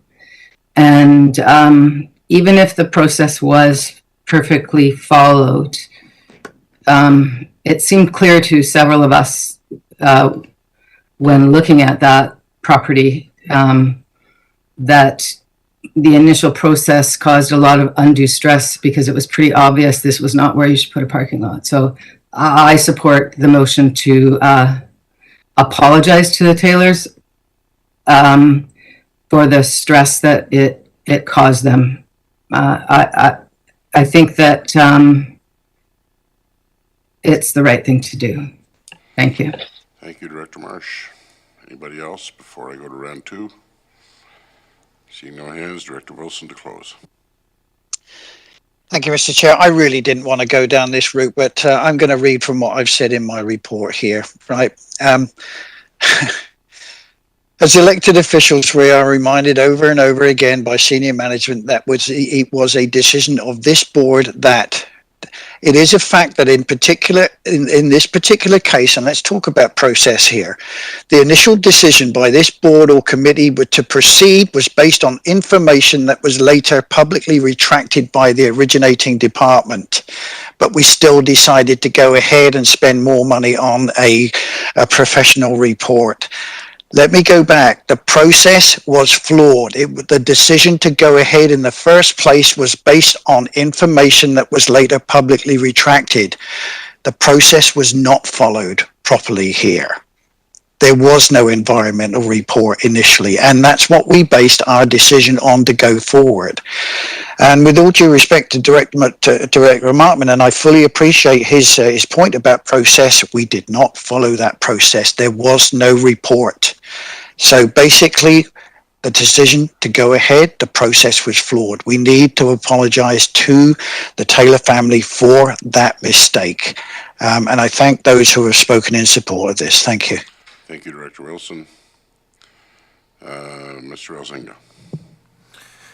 Thank you, Mr. Chair. As speaking on behalf of staff, I'm not convinced that the process was flawed. I would have to confer with staff in the appropriate department. My understanding is that our professional staff provided the appropriate recommendations at the appropriate time as they moved through the process. Thank you, Mr. Elzinga. Seeing no further, Director Marsh. Yeah, I want to appreciate what Mr. Elzinga said, and I still feel that, given all the controversy and the talk here, that an apology doesn't necessarily mean, I don't think, unless the board wants to get a legal opinion or something, that we feel that a process wasn't followed. I think a policy is acknowledging that someone was very stressed and hurt and went to great lengths to try and make sure what they had intended happened. And I hope that staff don't think that, at least for myself, by supporting this, that I'm in any way thinking they didn't handle things professionally, because I can't know that. Thank you. Director Yanni DiNardo. Thank you, Mr. Chair. Yeah, I've with Director Martman's comments as well. There was process. It was awkward how it went, and the way that different things had happened for that family. But we did, in the end, follow the process to get the environmental study. So there could be, I wouldn't say that the staff, there was like an apology is about a mistake. It was maybe how it was perceived, but we did follow a process, and I'm not sure where the committee wants to go with that and the apology. Anybody else? All right, I'm going to call the question on the motion, and the motion, to be clear, is the first bullet of R5, that the chair issue, that it be recommended to the board that the chair issue a public apology to the Taylor family in writing on behalf of the board and the organization with respect to handling of the recent Taylor Park parking lot controversy. So I'll call the question. Mr. Chair. Oh, go ahead. Sorry. Director Acton. I'm surprised that no one has asked this. When you write some kind of apology, is there any kind of legal implication here? There was discussion about the Taylor family hiring a lawyer, and so are we putting the organization at risk here or staff in any way? We don't tend to get legal advice in open, but I will turn to Mr. Elzinga, perhaps. Thank you, Mr. Chair. I would have to investigate if there's any discussion around the process. In terms of what Director Marsh was saying, in terms of angst felt by the family, I believe that an apology letter could be written with that in mind, with no legal implications, that we apologize for the angst. However, I would have to investigate more about process if that was included in the letter. Thank you. And to be clear, you know, when we say that the chair issue a public apology, let's be honest. These letters are generally written by staff and then signed by the chair, just like in the municipal context, they're written by staff and signed by the mayor. So I'm sure staff can craft something that doesn't put us in legal jeopardy and that still satisfies, I think, the intent of this motion. So. Director Martman. Thank you. You know, this brings back memories of my time as a paramedic and dealing with tragedies and the lack of the ability of the organization to say we're sorry before even an investigation's done. And I think about 10 years ago, that got changed. I think there was a change in the law. I don't know specifically what it was, where an organization can actually just say, we're sorry. It's not a legal ramification. It's just, we're sorry that this tragedy happened. We're sorry for what you've gone through. In that context, I support this, but I think it's important to also recognize that it's the context of the apology. And it's important to I think, as Director Marsh says, you know, when someone's hurt, you try to make amends to say you're sorry. But at the same time, you have to be very conscious that, from my perspective, that the sorry comes with the most appropriate thing. I thought staff were trying to do the very best they could do to present us with the information.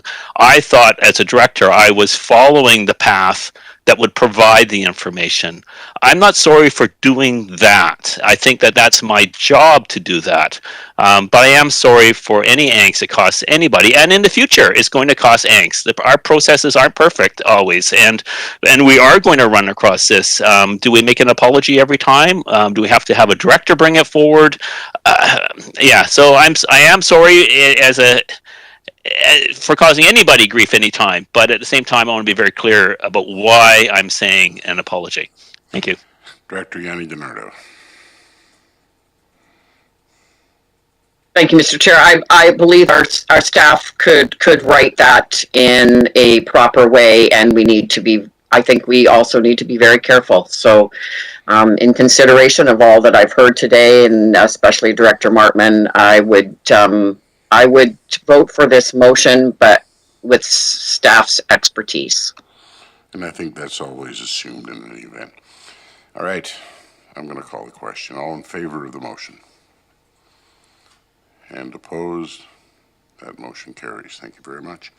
That takes us to R6 sub 2.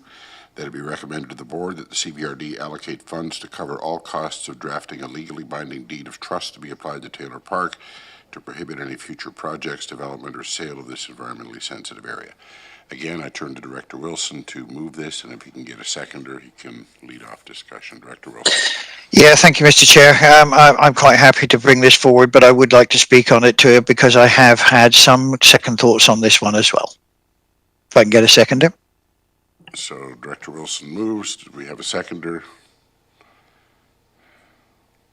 Looks like you're off the hook. I don't see a seconder. Oh, Director Smith. I'm sorry, I didn't see you there. You're in the corner of my screen. Director Wilson, go ahead. Yeah, thank you very much, Mr. Chair. I think in this particular case, I may be wrong. I don't think that the costs were hugely prohibited. There were some costs involved here, and I'm going to apologise in advance to the Taylor family. I'm not fully going to chase this one very much, and I'm quite happy that we pass over the allocate funds to COFA, and I think probably as part of the apology letter that we could say something in there that we are now convinced that Taylor Park will be left alone, so we could maybe make this part of the apology letter which goes in, so that we're not chasing a second subject here. I'm not quite sure if that makes sense, but do you understand what I'm saying here? Thank you, Director Wilson. You know, when I saw this, I thought back to R4 and the fact that, you know what, we're developing a policy to make sure this doesn't happen again. We've directed staff to do that. And that could also be part of the apology letter. And I think that covers off the intent of this recommendation without going through all the legal hoopla of creating this deed of trust, because we'll be creating a policy. So that's right, and that's my. I think that would cover it nicely, Mr. Chair. And if that can be part of the policy, then I think this will cover it.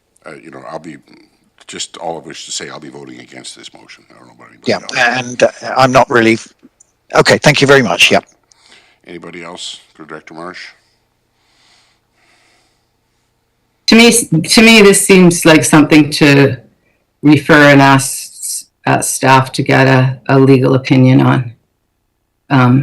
So, because right now I don't really quite know what implications it could have. Unlike the first motion, which is a straight apology for any hurt feelings, I just want to be careful that we don't.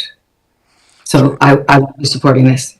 So are you making a motion to refer, or are you just not going to support it? I would make a motion to refer if I can get a seconder. I don't have anything else to say about it. Motion to refer to staff for some research on this. I don't see a seconder, so that doesn't go anywhere. Thank you. Director Morrison. I think, Mr. Chair, you've clearly outlined what expectations of this group would be, and I think staff who are pretty smart have heard in the development of the policy, and I would encourage that we defeat that motion and move on to the next item. Ask you to call the question. Question's been called. Seeing no further hands, I'm going to call the question. All in favor of the motion? And opposed? That motion is defeated. I didn't see anybody in favor, so that motion is defeated. Thank you very much. Mr. Robbins. Thank you, Mr. Chair. Agenda item R6 is a report from Communications and Engagement with regards to Regional Recreation Referendum Communications Campaign, direct mail. This report is here for information. No motions required. Does anybody have any questions of staff? Director Acton. Thank you, Mr. Chair. The only question I had was, I thought that when this discussion came up in the past and mail-outs were discussed, the Cbrd informed us that they would be including it in mail-outs that are already going out, such as bills and engineering notices, that kind of thing. Is that happening? I would defer to staff on that one. Mr. Elzinga or somebody who would speak to this? Oh. Thank you, Mr. Chair, through you to Director Acton. We attempted to coordinate with municipal partners in terms of bills that may be going out to have cost efficiencies. There wasn't any unanimity in terms of opportunities to do that.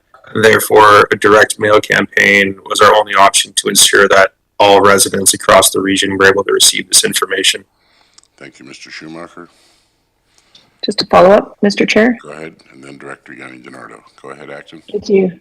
I guess to the report, I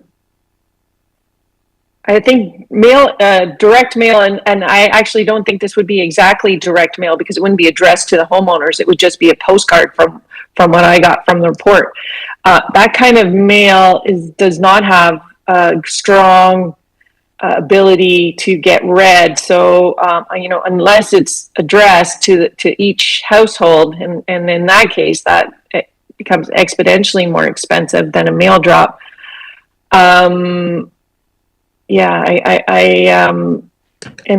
guess I would look to staff if it's something that they want to do, that they feel that it would get the kind of numbers that we're looking for. But I don't think that the open rate is very high with that kind of campaign. A lot of it ends up in recycling. Mr. Schumacher, response? Thank you, Mr. Chair, through you to Director Acton. Of course, there's always people that don't look at anything other than stuff that's in an envelope directly to them. The cost of stuffing envelopes is exponentially more than what you see in this report if we were going to attempt to put a letter in an envelope specifically for this purpose. Therefore, a postcard size mail out is really the only reasonable option within the budget that we're working in. The other thing, though, that we have guaranteed with Canada Post is to have the approval of this being a government mail out, therefore hopefully avoiding some of the issues we ran into last time with the referendum mail out, where it wasn't designated as a government piece that was going out and was therefore being restricted by people who opposed to having junk mail and other things in their inbox. So hopefully this would actually be delivered to every business and residence that it's intended to, and then it would be obviously incumbent on the recipient to actually look at it and receive the information. But at least we would know it was going into every mailbox in this case. Yeah, we ran into that junk mail situation when we did the AAP on the new RCMP station. We did a full mail out there, but we didn't get that designation because we didn't think it through, and there were about 15% of the households that never received it because of that. And so I get what you're saying. Are you done, Director Acton? Okay. I've got Yanni DiNardo, Smith, Marsh, and Morrison. Thank you, Mr. Chair, through you to Chris Schumacher. Well, it's just a comment as well. And I think that I see that staff has done a good job on that. With AAPs or any government mail, it tends to go into, like, a lot of people don't get it. We just finished an AAP with the fire hall as an improvement district as well. And the biggest complaint that I heard was they didn't receive it in their mail. So I think it's up to Canada Post to really make sure that they do their due diligence, because I haven't had a whole lot of success with Canada Post as well. So that's great that we've done that, and staff has done their due diligence. So I hope that it does reach more community members. And then some just throw it in the junk mail either way, but it's an opportunity for some kind of communication. Thank you. Thank you, Director Yanni DiNardo. Director Smith.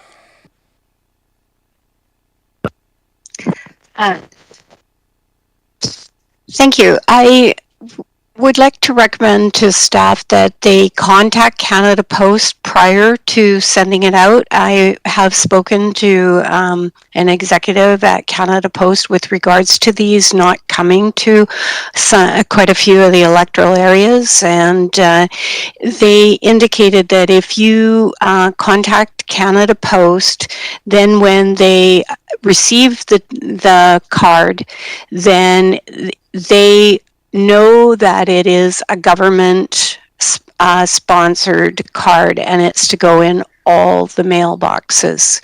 So I think that we have a responsibility to provide them with that information prior. One of the things, while we're talking about communication, I know that we're going to be doing the virtual, and I know that this is a possibility of sending out these cards.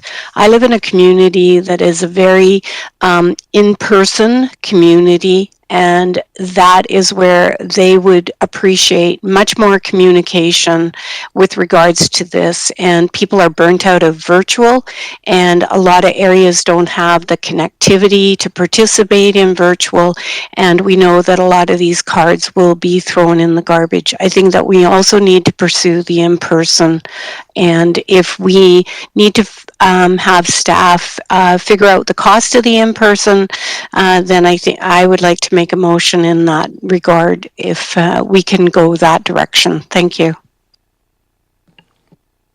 Thank you, Director Smith. Mr. Schumacher. Thank you, Mr. Chair. Just through you to address the first part of Director Smith's comments.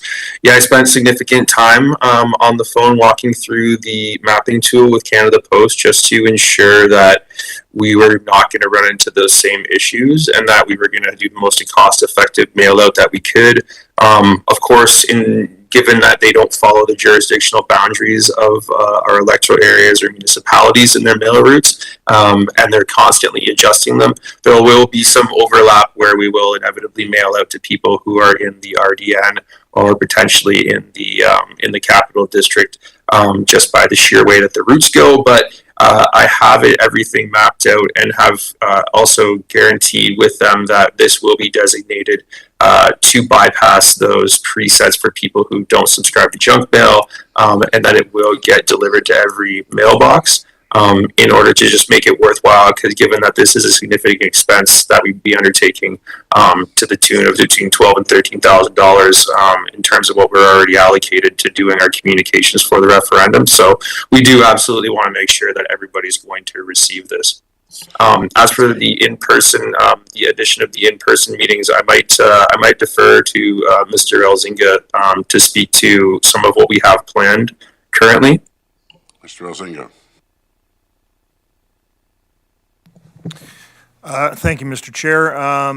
So we're working on a list. I sent out communication to the board that we may not have a fulsome list, but we are certainly intending to attend the Couch exhibition for the Friday, Saturday, Sunday. I believe that's September 16th, 17th, 18th.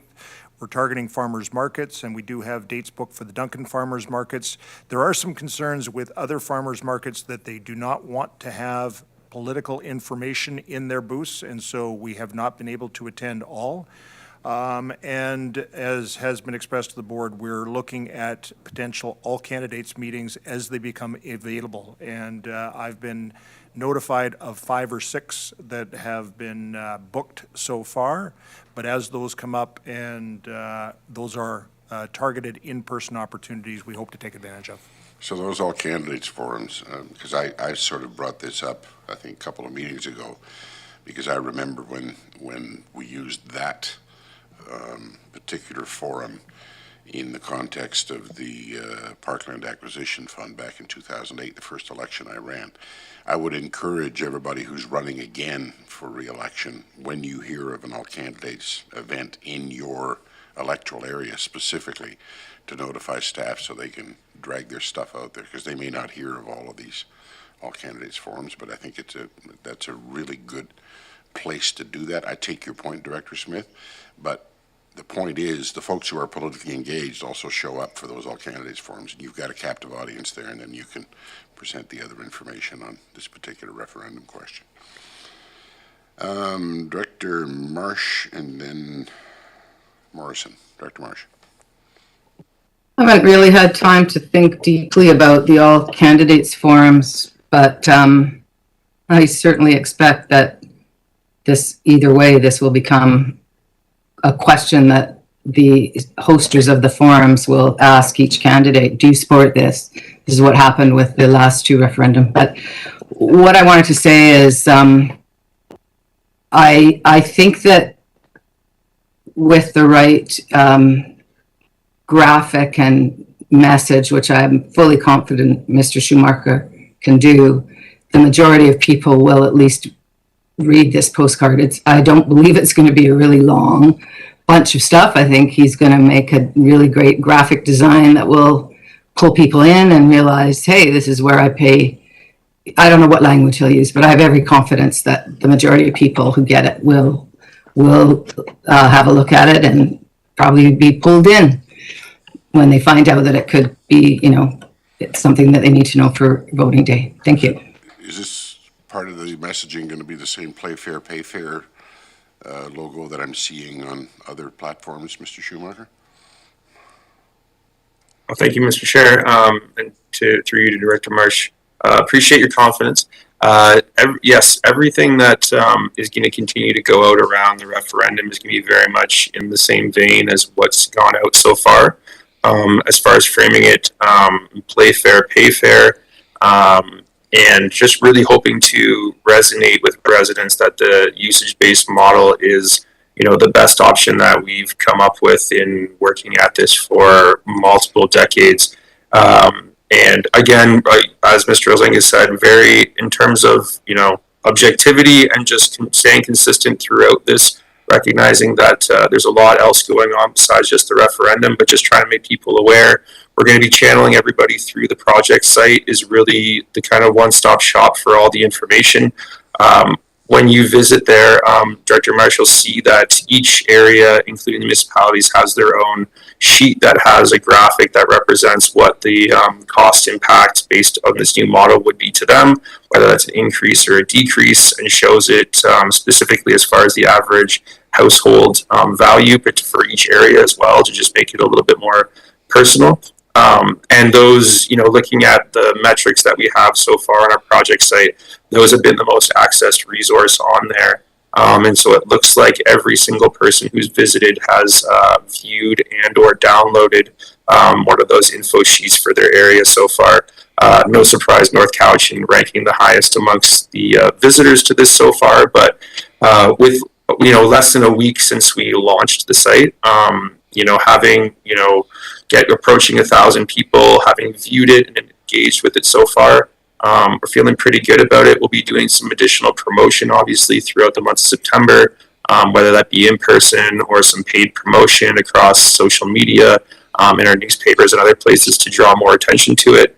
But yes, the mail out wouldn't necessarily be specific to each area. Unfortunately, again, if Canada Post designed it so we could make it very easy for us to tailor the messaging on the postcards to have the information that's specific to each area, we gladly do it that way. Unfortunately, it just doesn't work, and we wouldn't want the inappropriate information going to residents that doesn't affect them. So we're going to keep it on a more general level in terms of being a regional referendum through that mail out. That's the plan to do. And I think the timeline for that, with pending no pushback from the board in terms of this direction and allocating some funding from general government to support this, those postcards would be ready to mail out by the end of next week. And just to be clear, those postcards point to the project website, so that when folks get there, they can see the impact on their specific electoral area or municipality. Absolutely, Mr. Chair. Yeah. Quick follow-up, Mr. Chair. Go ahead. Mr. Schumacher, are you considering having the chair of the board or Mr. Elzinga being interviewed on Juice FM? I think that might be a good plan too, because a lot of people do listen to it on their way back and forth from work and errands. Through the chair to Director Marsh, yeah, absolutely. We sometimes rely on media to reach out to us after we've sent out communication in terms of requesting that. But I think as we get a little bit closer to the date of the election, like later in September, we'll certainly be proactively seeking out some additional opportunities and maybe put in the pressure on a little bit more to earn some of that media attention to the referendum specifically. All right, Director Morrison. Thank you, Mr. Chair, through to staff. So I've actually got a little experience in this in another lifetime. I worked in the printing industry, and I'm also an avid consumer. I'm sure most of us read most of what we get in our daily mail. And one of the things that I'd just like to bring up, I'm sure staff will do a great job on the content and the layout and all of that sort of stuff. But one of the things that has become clear is they have pretty good data on the penetration and effectiveness of various sizes and formats. And I know that the 4 1/4, 5 1/2 postcard is not the most effective.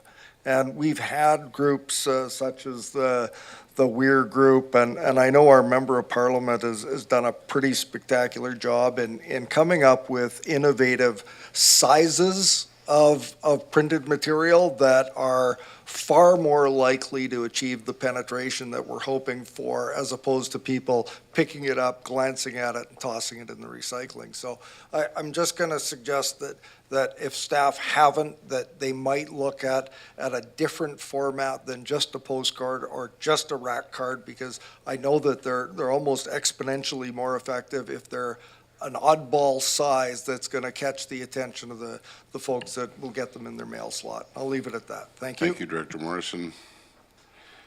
Seeing no other hands, and this report is, oh, one more hand there, Director Martman. Sorry, go ahead. I think there may be a few others as well. I see Director Chair. Smith now, too. Okay. And I think Director Toporowski, I'm not sure if she did or not. A couple of questions. Okay. Let me just back up a little bit. So mail out, lots of opinions on how effective they are, and I think I don't want to throw my opinion in there, other than they all lead to something. I think all the communication efforts lead to informing people. The problem that I'm finding in Area H with this is they have questions and they want to talk to somebody. They want to meet somebody. They want to have it explained to them. Going to a website and going to a virtual presentation is not the effective way for my residents here. And I would encourage somehow to it's creating the feedback, the final loop back about why people would want to decide, or what they need to decide on this referendum question. The immediate response I'm getting from a few of my residents is, "Oh, it's going up. I'm not for it." And so you end up with this conversation we had many months ago about what drives people to respond to a referendum question, and the first impact is, what's it going to do to my property taxes? And if they don't get beyond that, I don't think you're going to ever change someone's opinion on it. And even if you get beyond it, you may not. So there's just a conversation of, I really would encourage, how can we get in person, particularly in my electoral area, and I probably others as well. The other piece to that is you're centralizing, from my perspective, you're targeting the different complexes and saying we're going to have people in person there. Those are the users of the system, and it's all the other residents in my area. Like, we use it, maybe the Cowichan complex 0.5% of all the users. We use Jameson 10% of all the users. We have a lot of residents that don't go there at all that are going to be weighing in. And so I just, again, pushing it out to informing the entire area, not just centralizing it from my perspective. The question I have, and I don't know who would answer this, is that does the mail out go to First Nations? And I gather, and I just wanted to confirm that First Nations will be able to vote on this referendum question. Thank you. To staff. Mr. Elzinga. Mr. Chair, thank you very much for the question through to Director Martman. I don't know that answer off the top of my head. We'll have to do some investigation on that as to the involvement of First Nations, both in receiving communications materials and in the voting process. All right. Director Toporowski, you had your hand up, I believe. No. No? Okay. Director Smith. Thank you. I just wanted to refer back to these information sheets that are posted for the pay fair for North Cowichan. I'm not sure that the information includes enough information for North Cowichan, because some of the South North Cowichan only paid some of the facilities, and then North Cowichan only paid some of the facilities. And now what they're being shown is one size fits all. And I think that there should be clarification on this information sheet that's for both the North Cowichan and the South Cowichan, because both of them are being grouped into one. Mr. sure who takes this one. I know Mr. Elsing is quite familiar with the line that's drawn at Maze Road and the history there, so go ahead, sir. Thank you, Mr. Chair. And that line has been in effect in the past. I'm not sure that that line is so much in effect now. Our relationship with North Cowichan in terms of billing procedures is that we send the entire package to North Cowichan and they differentiate as required. So I'm unclear on the applicability of the line that differentiates North Cowichan from South North Cowichan at this point. It has certainly been in effect in the past. Not sure of its applicability today. So what you're saying is the numbers that are in the information package are based on the global bill that the regional district sends to North Cowichan? That's correct. Or would send under the... Yeah, that's correct. Okay, thank you. All right. Anybody else? John? Can I just have a follow-up? Right. So when you're looking at the insert for North Cowichan, it indicates which facilities are funded for Cowichan Regional District and when you go into each one of those budgets, it indicates which ones are funded by South North Cowichan. And so are you saying that the bill that goes, because it indicates in the function that it's South North Cowichan. Mr. Elzinga. And that. Mr. Chair, I'd suggest that I'd have to report back to the board on North Cowichan's application of North and South North Cowichan at a future date. All right. Excuse me, but I would think that it's important that the North Cowichan's information sheet indicate which how much the difference is for the North Cowichan, and then also the information for the South Cowichan. I think that's important that we make sure that the information is accurate. Thank you. Thank you. Mr. Elzinga. Thank you, Mr. Chair. Just some more information back to Director Martman's comments. And so again, staff will try as much as possible within capacity to do in-person and take advantage of those opportunities. On the Plan Your Cowichan site, obviously there's a wealth of information. We have prioritized the impacts for individual areas. We've also presented a 2.5-minute video that answers a lot of questions and would encourage everyone to share that video. Those are prominent on the site, and so we're looking to provide potentially some other focal areas through the mail-out. And so one of the areas that I've targeted is the actual referendum question itself. As the board crafted that question at the last board meeting, we really want to put in front of the electorate what the referendum question is actually going to say and some of the implications of all of the components that are now in that referendum question. I just wanted to put out that that's a target for the mail-out. Thank you very much. All right. Any other comments on this? It is for information, no motion required. We'll move on to the next item then. Mr. Robbins. Thank you, Mr. Chair. Agenda item R7 is a report from Recycling and Waste Management Division with regards to excavator replacement. There is a 3-part recommendation before a committee. Okay, we all have the recommendation before us. This is basically a budget adjustment. Somebody want to move the recommendation? Moved by Director Yanni DiNardo, seconded by Director Marsh. Any questions? Seeing none, I'm going to call the question. All in favor? And opposed? That motion carries. Thank you very much. Next, Mr. Robbins. Mr. Chair, agenda item R8 is the report from Recycling and Management Division with regards to transfer building scale. Similar to the one before, it's a 3-part recommendation before the committee. Okay, this is basically, we need this new scale and it allocates the money for it. Moved by Yanni DiNardo, seconded by Morrison. Discussion, Director Morrison. Thank you, Mr. Chair, and I know we've got different budgets and functions here, but I also note that we seem to be having some substantial capital and equipment failures, I guess is a fair word.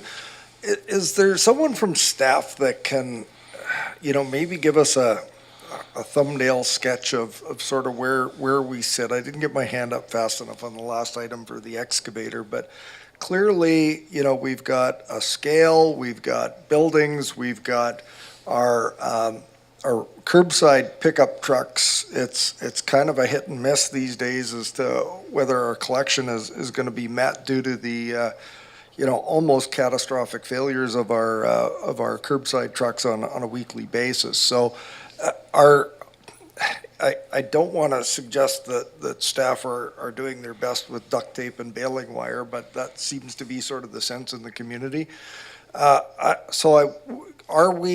Are we keeping our head above water in regards to keeping our equipment functioning and on the road? And have we looked at whether or not there are other opportunities to bring in equipment to fill the gaps? Because it's starting to cause some concern in the communities, and we want to be able to deliver on-time service on a regular basis at a fair price. And it looks like we've got a lot of stuff failing all at once. Mr.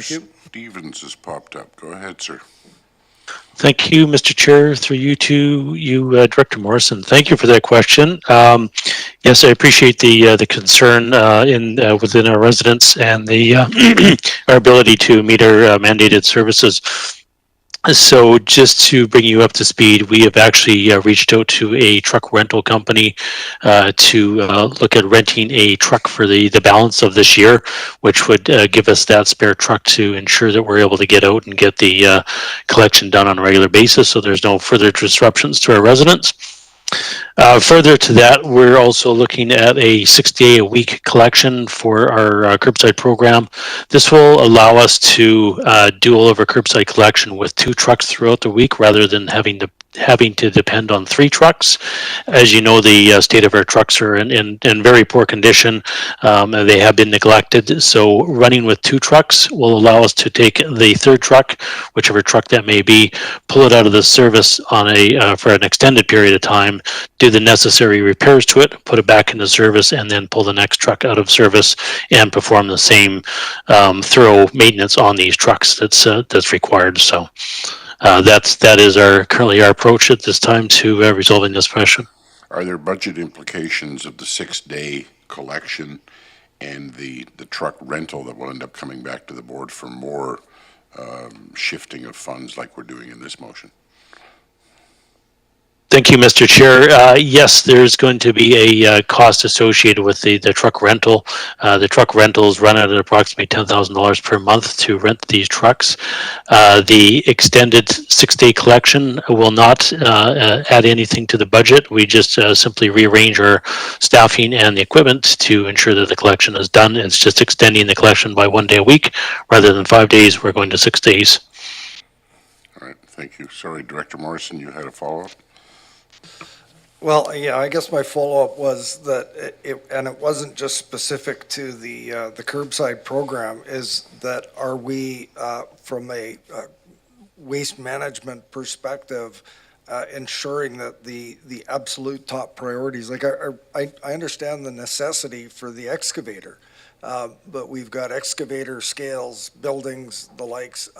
Should we be, or can we even hold back and prioritize key items, especially those that interface with our community members and public? Thank you, Mr. Chair. Through you to Director Morrison. So through the asset management program, we've identified some of the high the extreme repairs that are required on some of our buildings. The transfer building was identified as one of those items that needed immediate repair and attention. Thank you for the support of the board to get those repairs done on that building. So we're nearing the completion on that.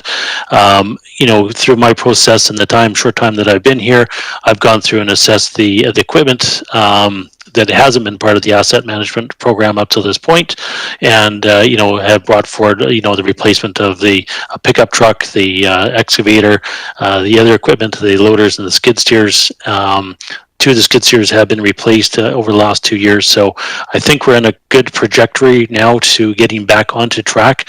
But I agree that we have definitely slipped off, and we're working towards getting us back on track. Thank you very much. Are you done, Director Morrison? All right, I've got Kuhn, then Marsh. Director Kuhn. I guess we don't really know how often this is going to happen in the future, that trucks don't pick up the garbage. Is there any arrangement with the recycling depot? Because I heard that there was some trouble a little while. They were asked to pay the $7 for dumping their stuff, and there should be some kind of arrangement that if people want to get rid of their garbage, they can take it up there at no cost. Mr. Stevens? Thank you. Pardon you. Thank you, Mr. Chair, through you to Director Kuhn. Yes, so any of the residents can take their recycling and or garbage to Mee Creek or Bings Creek for drop-off at no charge. We don't like to publish that to the public just because we'll get a rash of people coming to the site saying that they have their garbage missed, and there'll be an influx of free tipping at the facilities. But absolutely, whenever there is a situation occurs, that we do offer that to the residents. Thank you. Director Marsh.